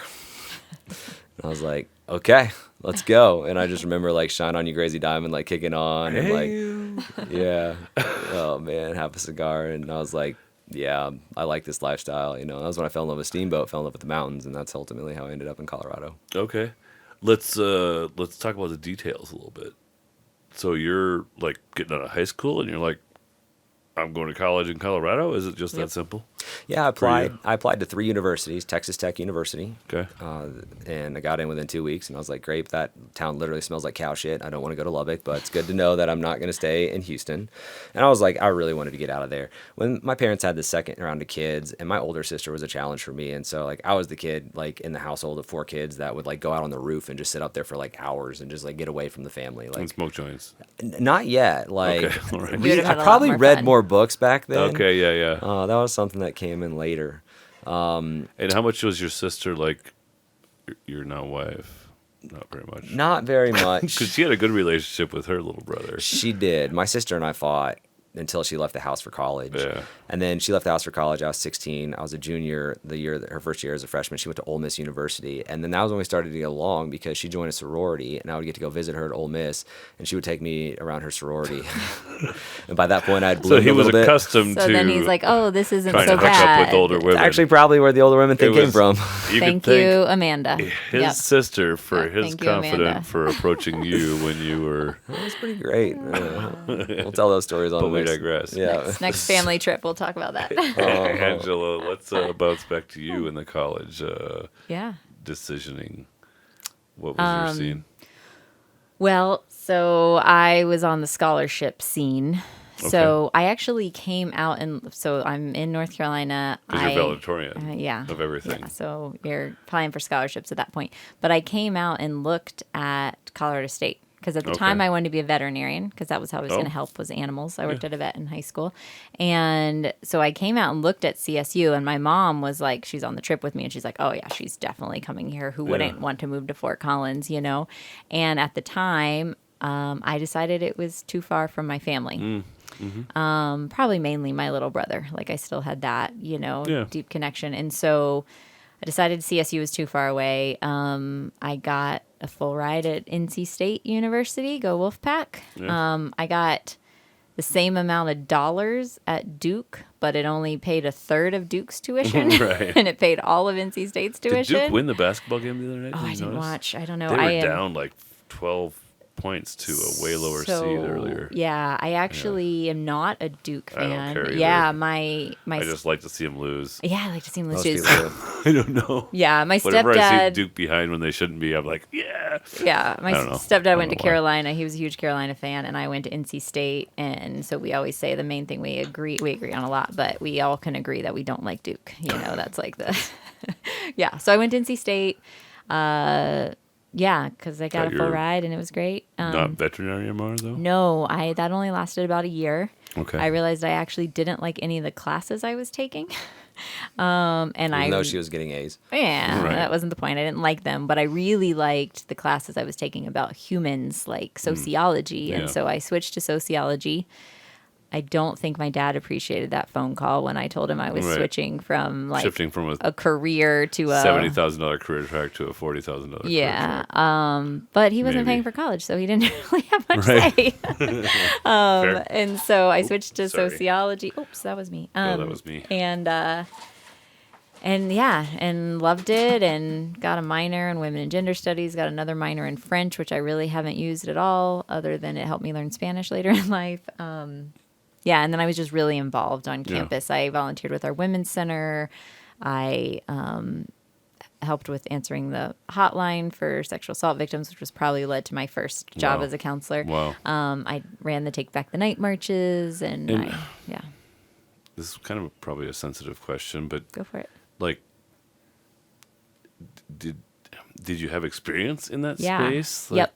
Yeah. That so was why you were passionate about it? yeah, I think so. And it's one of those to me that I was raped when I was 16, but I didn't tell anyone that or deal with that at all until I got to college and was probably like 20. It wasn't even my first year of college, but I was taking one of my women's studies courses, and we read the book I Never Called It Rape, which was about date rape. That's what it was in And your circumstance. yeah, exactly. And so I remember, so my professor was the first person I told, because I emailed her. And you're like, And I was like, I know I'm "Hey, I supposed to think write this an book essay is-" on this book, and this is really like, I'm realizing I am this book, But I think it was also getting involved in the work and then going on as a counselor to work with survivors was part of my healing process as well, because Sure. it was one of those, like, I was able to take lemons and make lemonade kind of thing. Yeah. That's maybe not a great analogy, but I think it was that I can take this horrible experience and I can use it to help other people. And I do think from a survivor standpoint, when the person across the table from you has been through it themselves, Sure. it can be helpful. it's so much more validating. Right. You're like, oh, 100%. they've actually been through this and they know Well, what this feels like. Right. Even in our like local think tank chapters, you know, when people are like, I feel like an imposter. I Mm-hmm. Yeah. feel like, or whatever. Yep. It like to have the sense that somebody at least a little bit understands Yeah. where Yeah. you've been is huge. Like, I don't want parenting advice from someone who's never been a parent, Right. and Yeah. it applies to a lot of things. So I do think that was a huge part of my work that I did initially, and becoming, and like even how I ended up a counselor.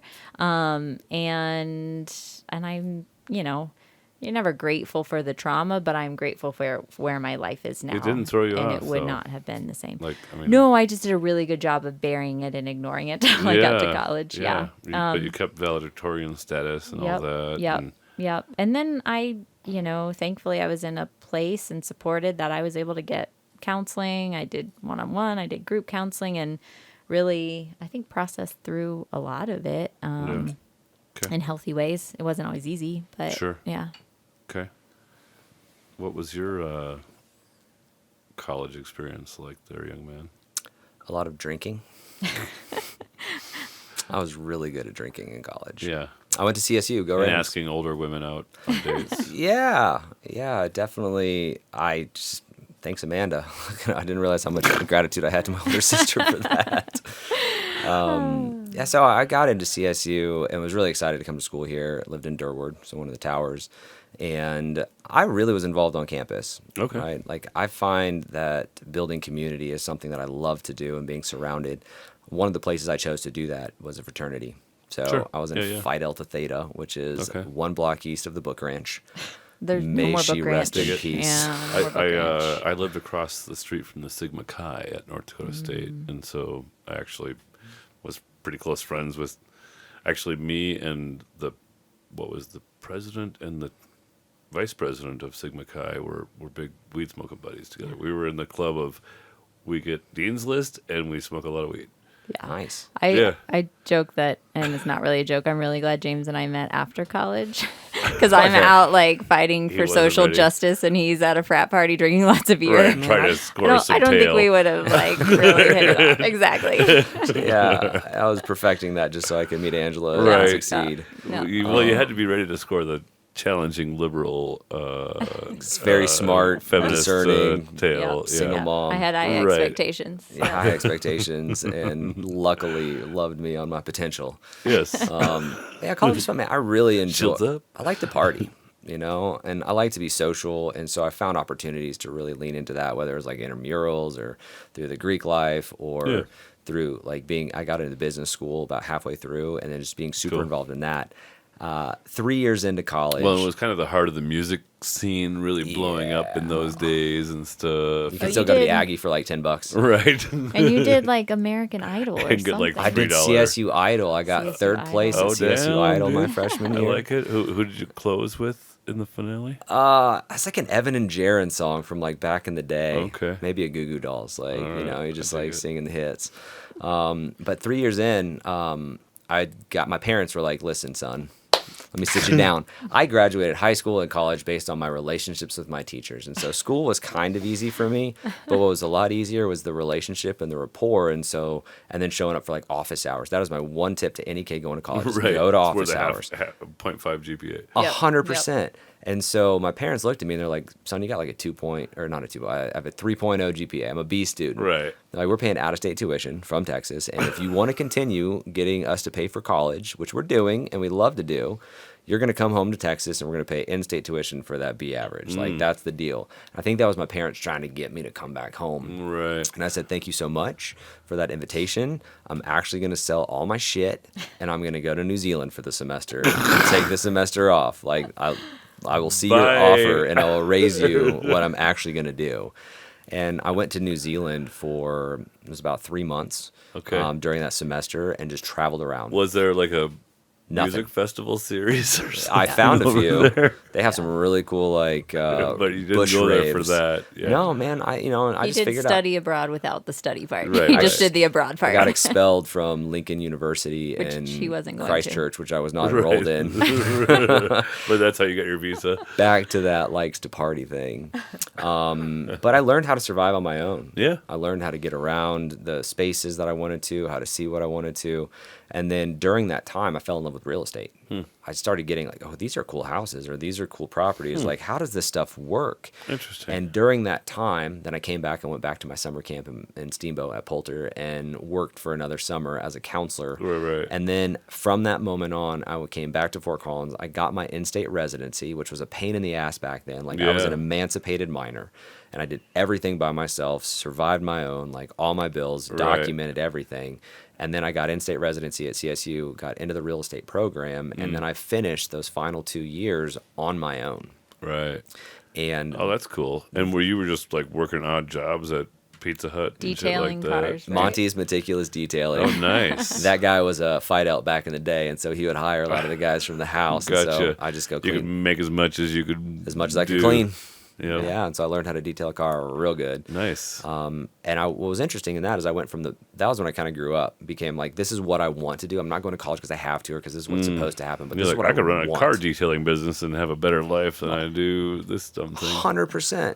And I went from sitting in the back of the classroom and taking naps, fell asleep in almost every class, Yeah. to sitting in the front row and taking notes. And because that was my choice. I was all of a sudden, I was paying for it. It was Yeah. on my dime. Yeah. And that was the huge shift. That's what my dad told me, right? So I grew up super poor, like free school lunch and stuff, but his farm finally started making some money the last couple of years before I went to college. He said, "Son, the farm's doing good enough now. I could help you with your school, and if I thought it was a good idea, but I think you get a lot more out of it if you pay for it yourself." Was he right? Oh, 100%. Yeah. Yeah, all the kids that flunked out had their parents paying for it. You Yeah. know, I came damn close, but Yeah. I was paying for it. So I ended up buckling down and turning into a Dean's List guy instead. Yeah, huge while smoking joints. Yeah. That way I didn't drink so much. That Yeah. was my Yeah. substitute product. Yeah, Got it, for me. Hear that. We have the Loco Experience is coming up, and we have a new. You might not know about this. Tell me more. This I owe you a bottle of the Crazy Ginger hot sauce.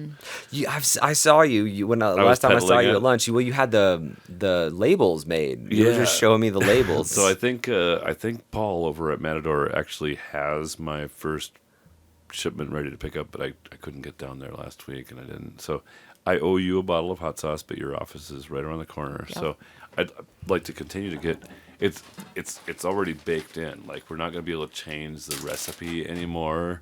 As a few of my past podcasts where it was like, do you want more peach? Do you want more ginger? You know, is it too hot? Not hot enough? But I always think it's a good idea to change your mood before you tell the craziest stories that you're willing to share.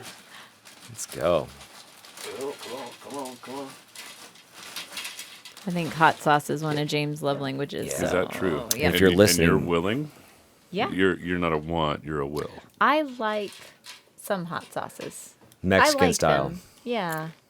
I like hot sauce. I don't put it on everything like James does. I Yeah, put hot it sauce is on a love like language. Mexican food, and James puts it on his breakfast. Oh, So God, there yeah. it is, James. That one right there. That's the has one with got my a name nice- on it. That's got a nice little puddle in there. There you go. That was the one I had intended for you, Thank you. Angela. So we'll just take some tasting notes. Allow it to change our. That's delicious. Good. I like it. Ginger forward. Mm-hmm. Kick But is there's a slow. little peach or something. Yeah, Peach it's is Something actually sweet. peach is the number one Yeah, ingredient. I was like, there's sweetness. Oh yeah, it's like it's coming on stronger. Is that a habanero? It's got to be a Yeah. habanero. Peach, bell pepper, then habanero. Yeah. Mm-hmm. Ooh, You like it? I like it. Have more. It's like spicy enough to like have to eat another one. You know what I'm saying? Yeah, and I appreciate that it's like for the not like hot sauce fanatic, it still tastes good. It's still, yes, has a good flavor. So, Brock. And it's hot. I put that on a taco all day, yeah, or my breakfast, as Angela said. any breakfast, Any breakfast, man. cool. Yeah. Well, I got Congratulations. I got an IOU. No, congratulations to Paul at Matador. He took my ideas. I was like, dude, it needs to be called Crazy Ginger. So it needs to have a lot of ginger. It needs to have the right color. Yeah. And it needs to be delicious because I'm sick of my podcast guests being like, yeah, that hot sauce you gave me is pretty good. Yeah, no, it's flavorful. I want to be like, man, I'm out of that hot sauce you gave me. I Yeah. need some more. Yeah, that's hot sauce to run out of right there. Yeah. So, would you guys like to do a shared loco experience or one of each and then a shared? Like you lived, you're still more of your lives separately. How long you been married now? 15 years years. coming up in July. And you're 42 almost. You said is it? 45. 45, and you're almost 40 or are 40. He's 40. I'm You are 41. 40. One. No, 3.5 years. yeah. 40. Do the 41. math, Kurt. Gosh, come on. Yeah. He'll be 42 this summer. So yeah, so you're approaching, like more than half of your adult lives have been married. For sure. Getting so close. you're quite familiar with each other. 25. Yeah. We're familiar. 26 when you got married, yeah. But I you was were 26. Yeah. Thanks for keeping the math, babe. Pretty sure. and you were 29 and a half, Yep. give or take. I think I want one of each. I think I Okay. want a loco experience from each of you as singles, Okay. and then the craziest experience that you're willing to share as a couple. Is that fair? Yeah. Oh yeah. Okay. I like want stories. James to go first. Am I allowed to pick that? Yes, you Okay. can play Please. that card. What's the genre of story? Well, it's loco, so it's the craziest experience. You said you got really good at drinking for a while in college and stuff. I don't know if is there a near-death experience or anything, or Lake Havasu. okay, all right. I guess let's. Does Angela already know this story? I assume Maybe. parts of it. Maybe.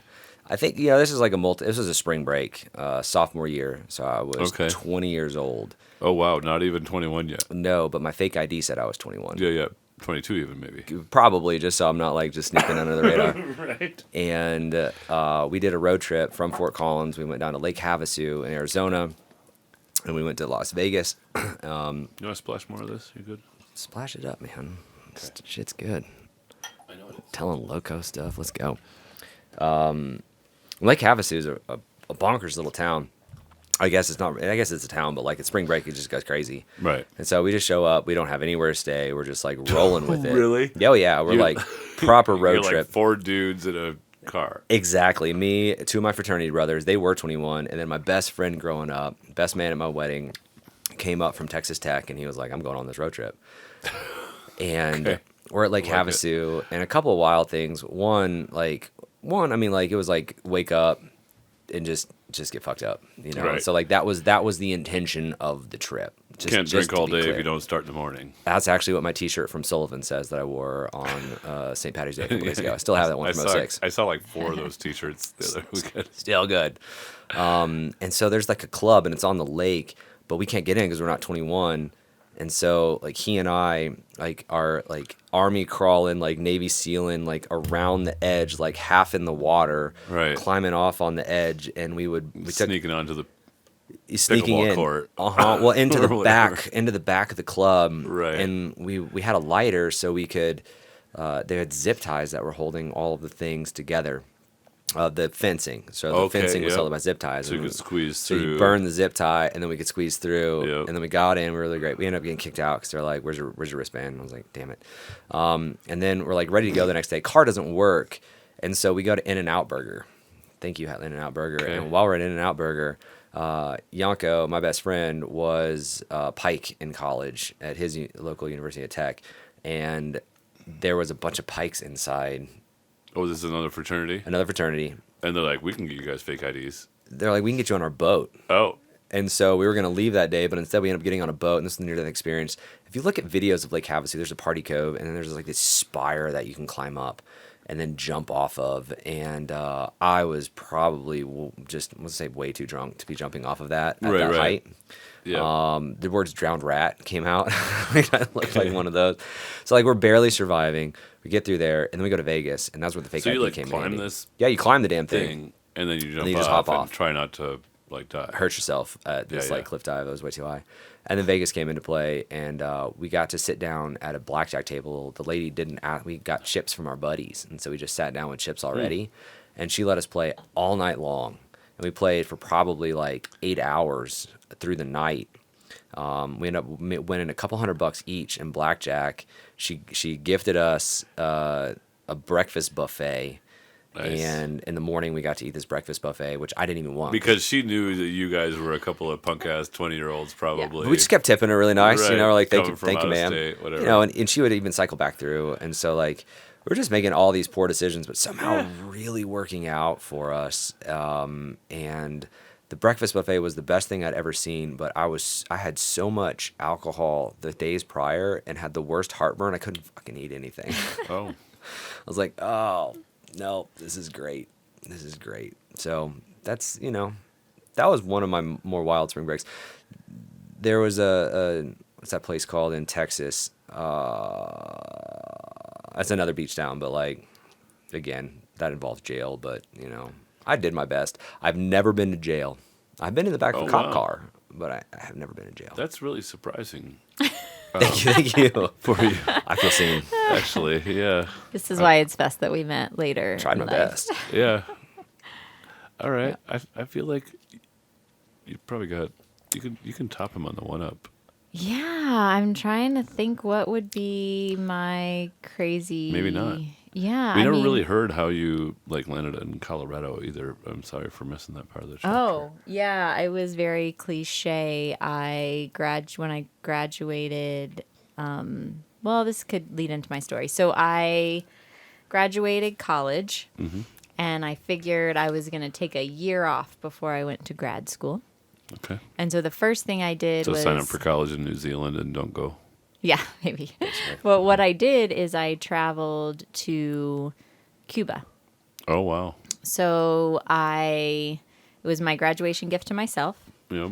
I was not traveling with anyone, but It's probably like the early Obama presidency because that was when Cuba was it finally opening up a little bit. Well, no, we had to get a special, and it shut down right after us. Oh, so before Obama. Yeah, even. this was Bush. This was 2003. Oh wow. Yeah, and so I had to go through this organization that had at that time a cultural exchange visa. Yep. If you went with them, they did shut that visa down after I went, so you Right. could no longer go on that. But I made it under the deadline, and so there was a group of people I was traveling with, but I didn't know any of them going in. So I'm 22, just graduated, Okay. and I loved seeing the world. I loved traveling, so I booked myself this trip to Cuba, and it was probably one of the more life-changing experiences I ever had. I did not have a near-death experience, but that's probably a good thing when you're Yeah, traveling. it's not really your style either. Yeah, but like honestly, I was also pretty naive. Like it could have sure. gone poorly.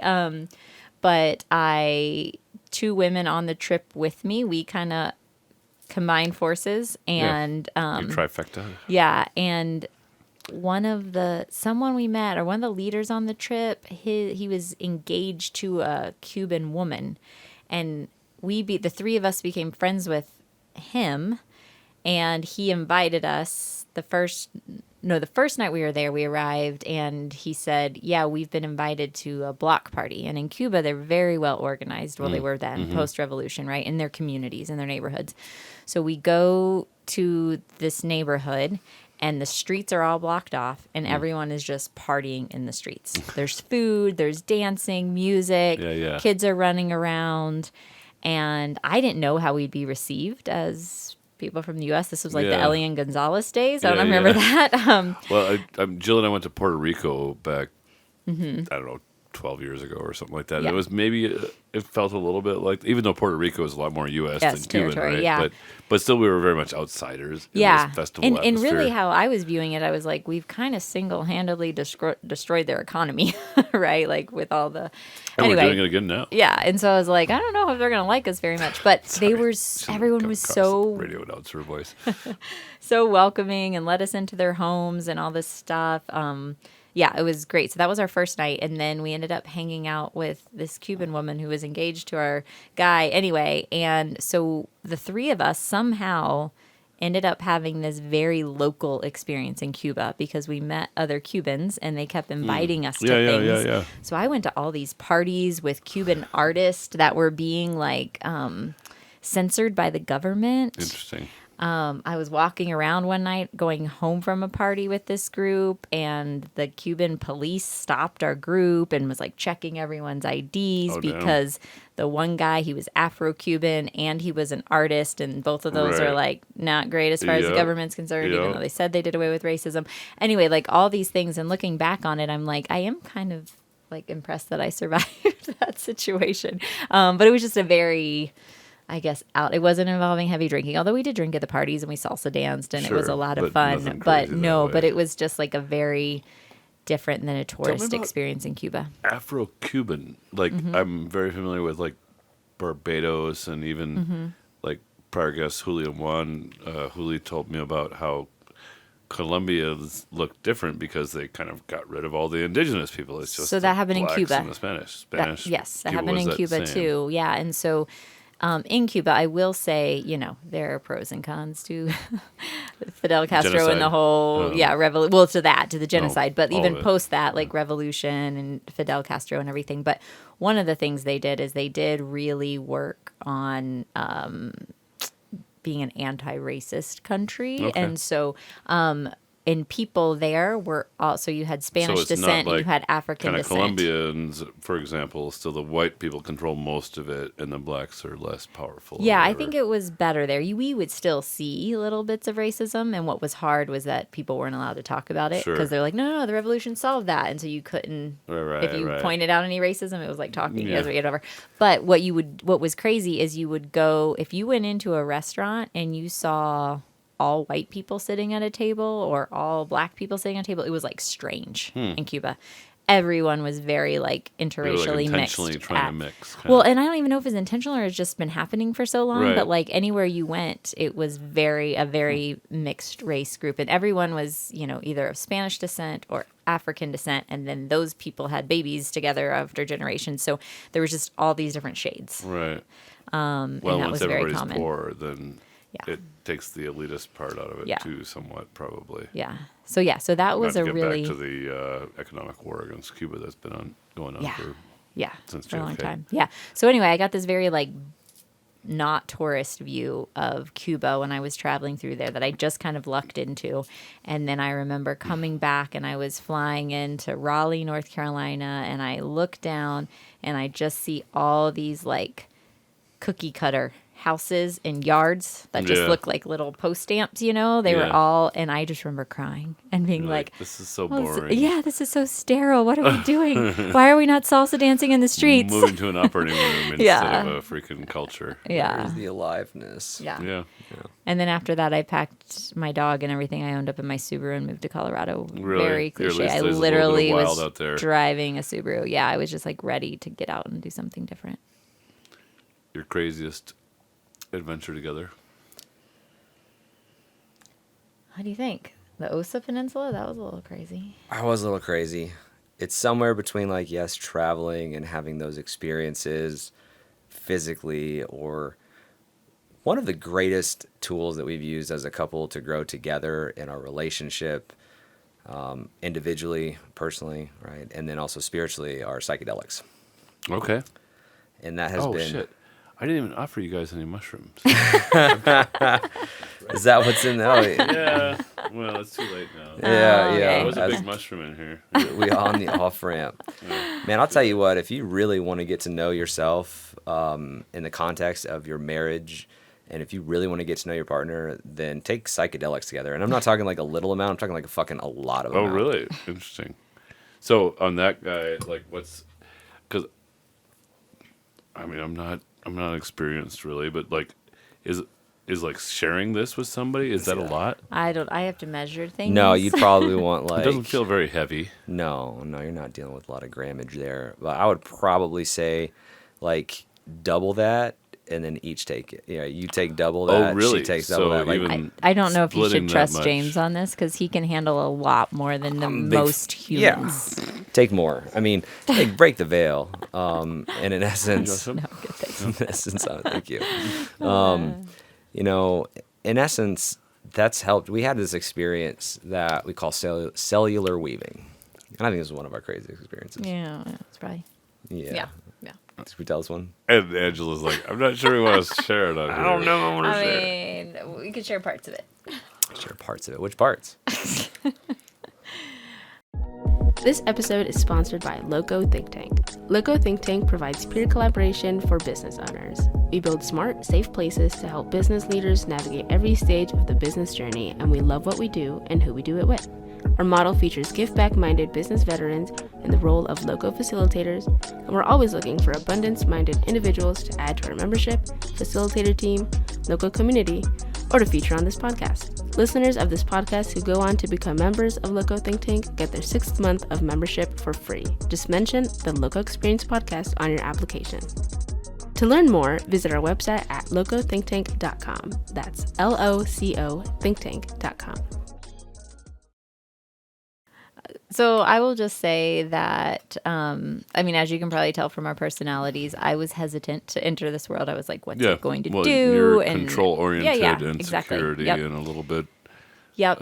You, like, James, you and I share a lot, probably, I suspect, of similarity in that we've both done a lot of dumbass things over the years, and we've rarely actually gotten punished for it. Yeah, It's pretty true. that's a great way to say it. Yeah, and Yeah. that's both a huge blessing and, like, you haven't gotten the free lessons not free lessons, but the painful lessons. Too much. You got a Yeah. few lessons I've got along some the path, lessons, but you they know, were always yeah, low stakes. I've got punched in the mouth before for telling a Yeah. guy that he shouldn't really beat up his girlfriend, like, Yeah. and he didn't like me telling him that. Probably right? not. Like, Yeah.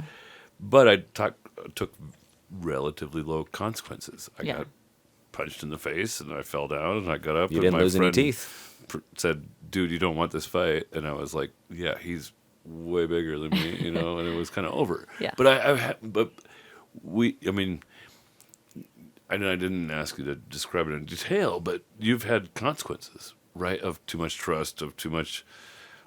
Yeah, We've been I think- dumbasses a lot and Yeah. not faced too much negative consequences. You haven't even gotten a DUI. You've never been arrested. You never spent the right night. I in didn't jail. say that. I just said I haven't been to jail.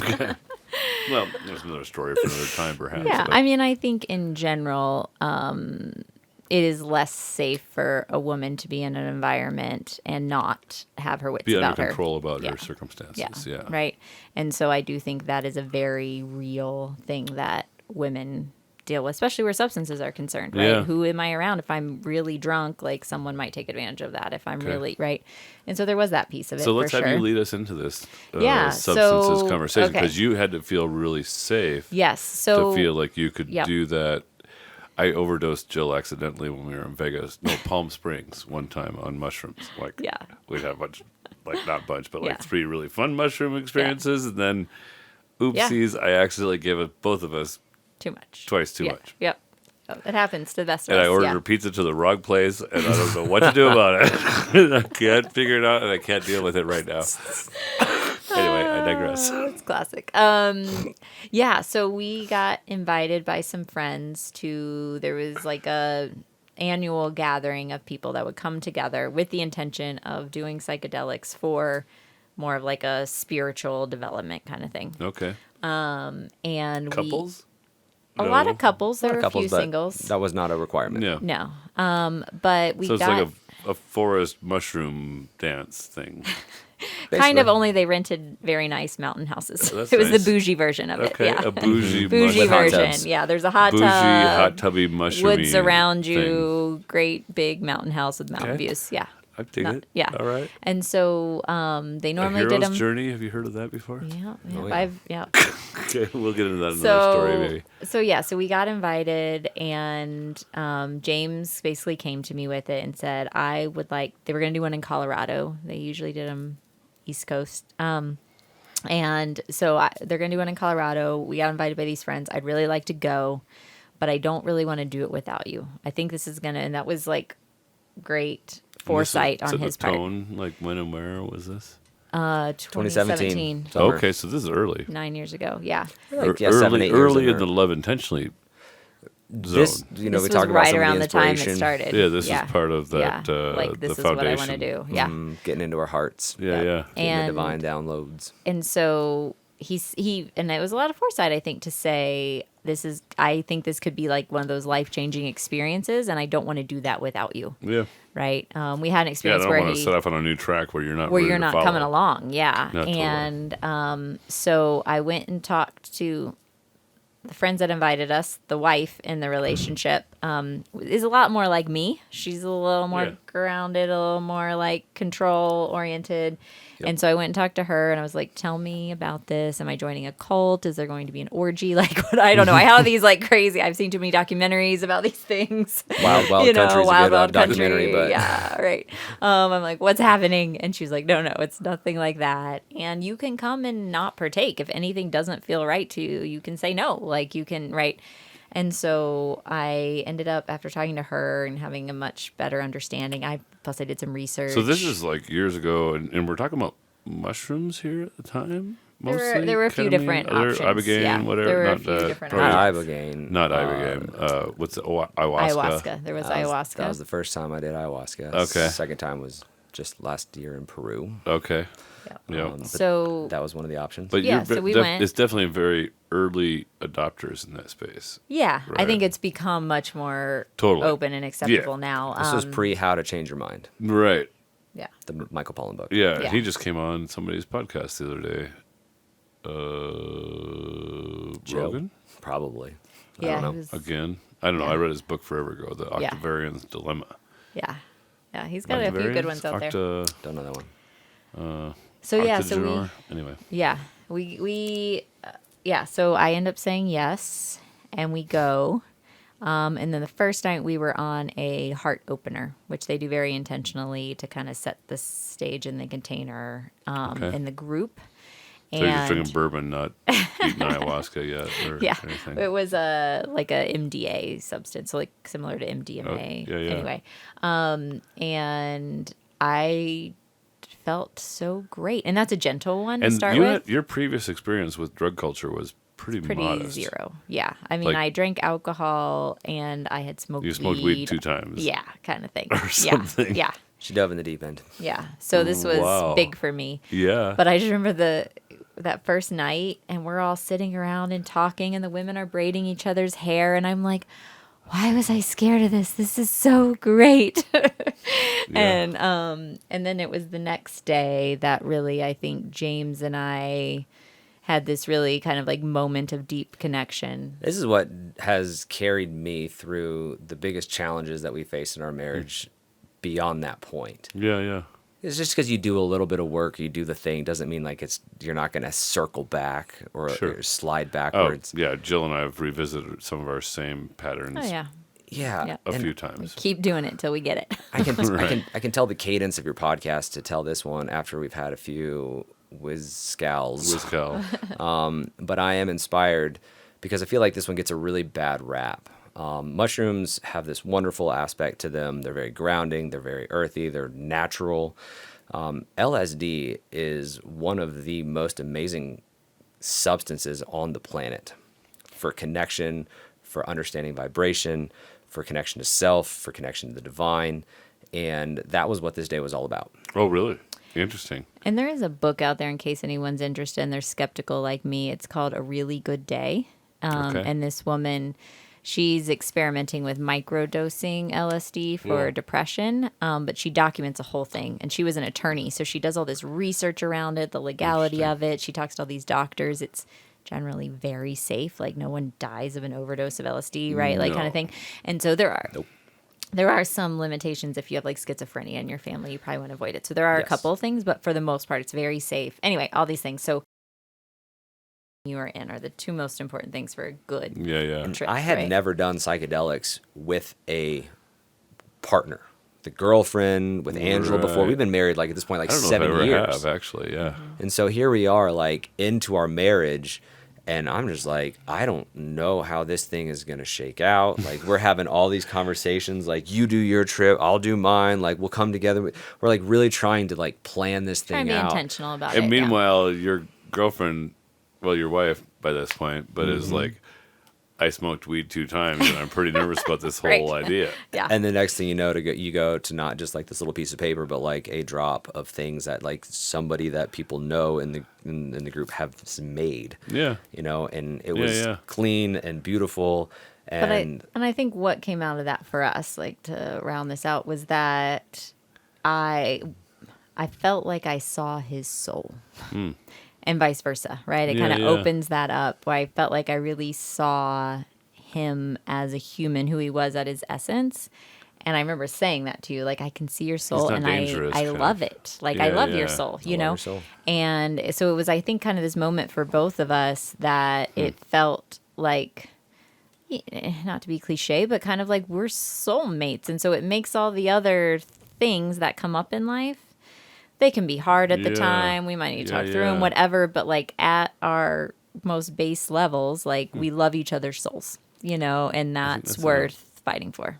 I think for me and Jill, like even though we haven't yet explored LSD together, or what's the ayahuasca. You don't want to have, and that's a very different experience. That's not a. It's that's a very solo. Okay, Perky. Like I feel like we kind of have that same kind of level of appreciating exploration of life together, and not fear of the other. A hill I will die on in this life is that if you are able, willing, and excited, not just a will, but a want in your relationship to have a full psychedelic experience, whether on mushrooms or LSD, to whatever degree feels right to you. And by all means, start small and build up. Like, you know. You can never take less. You can always take more. Right, totally. But to share intimacy, right, the emotional kind, the spiritual kind, and definitely sexual intimacy while in that space together, it will create a whole new understanding of how you connect and how you are meant to be together that can weather the most intense storms that are sure to come your way. We'll just let that be enough. Big ad. Well, if people want to get your book, Do they go somewhere? Yeah, we don't talk about psychedelics and sex in the book. That was one that Angela We vetoed. talk about sex in the book. Talk about a lot of sex in the book. So we're on Amazon.com. Easiest place right now. Married and Magnetic. Okay. And if they want to learn more about like psychedelics and relationships, they should just They like can reach out to us. DM, us Yeah. up. Yeah. DM me instead. Loveintentionally.com. You can sign up for a free call with us or we find love- us there. Yeah. We love to do what we call Talk connection about it. calls. It's almost like a relationship review, but like we'll gladly hop on a call with any couple that's curious about what we do, what we talk about, how it can apply to them in their relationship, and just drop in for 30 minutes and see where that goes. You know, and then from there it can be like, all right, well, we could use a few more conversations to see if this is the right fit and how we want it to look, or we can get pretty clear on what's the next step. Yeah. And for some people, a better relationship doesn't involve psychedelics at all. Right. Totally. No. I mean, most of our clients probably Never heard of this have story. not heard this story. Here we are at the end of this conversation. Why it's the Loco I think story. because of James But Mezcal. Here we are on the Loco Experience. we take the lessons from that and the connection that comes from that, and all psychedelics have done, I think, for us, and what they'll do is they'll show a person what's possible, and then you can go and recreate what's possible We have to do the work on the other side. Yeah. Yeah. without having to take that crutch anymore. Yeah. But it's just That like fear, it's just like an too. interesting way to kind of like hit. It's like Get if you're unstuck. if you're doing karate and all of a sudden you're like a white belt, like Yeah. you take a psychedelic and you go have some intimacy, you're all of a sudden a black belt at like tantric sex, and you don't have to do anything. It's just like, oh shit. And then once you're done with that, now you got to go through the steps to rebuild it. And so learning how to build the steps to get there without that is what we get to help those couples with. But that's not what they're into, and that's great. Dig it. Appreciate you guys.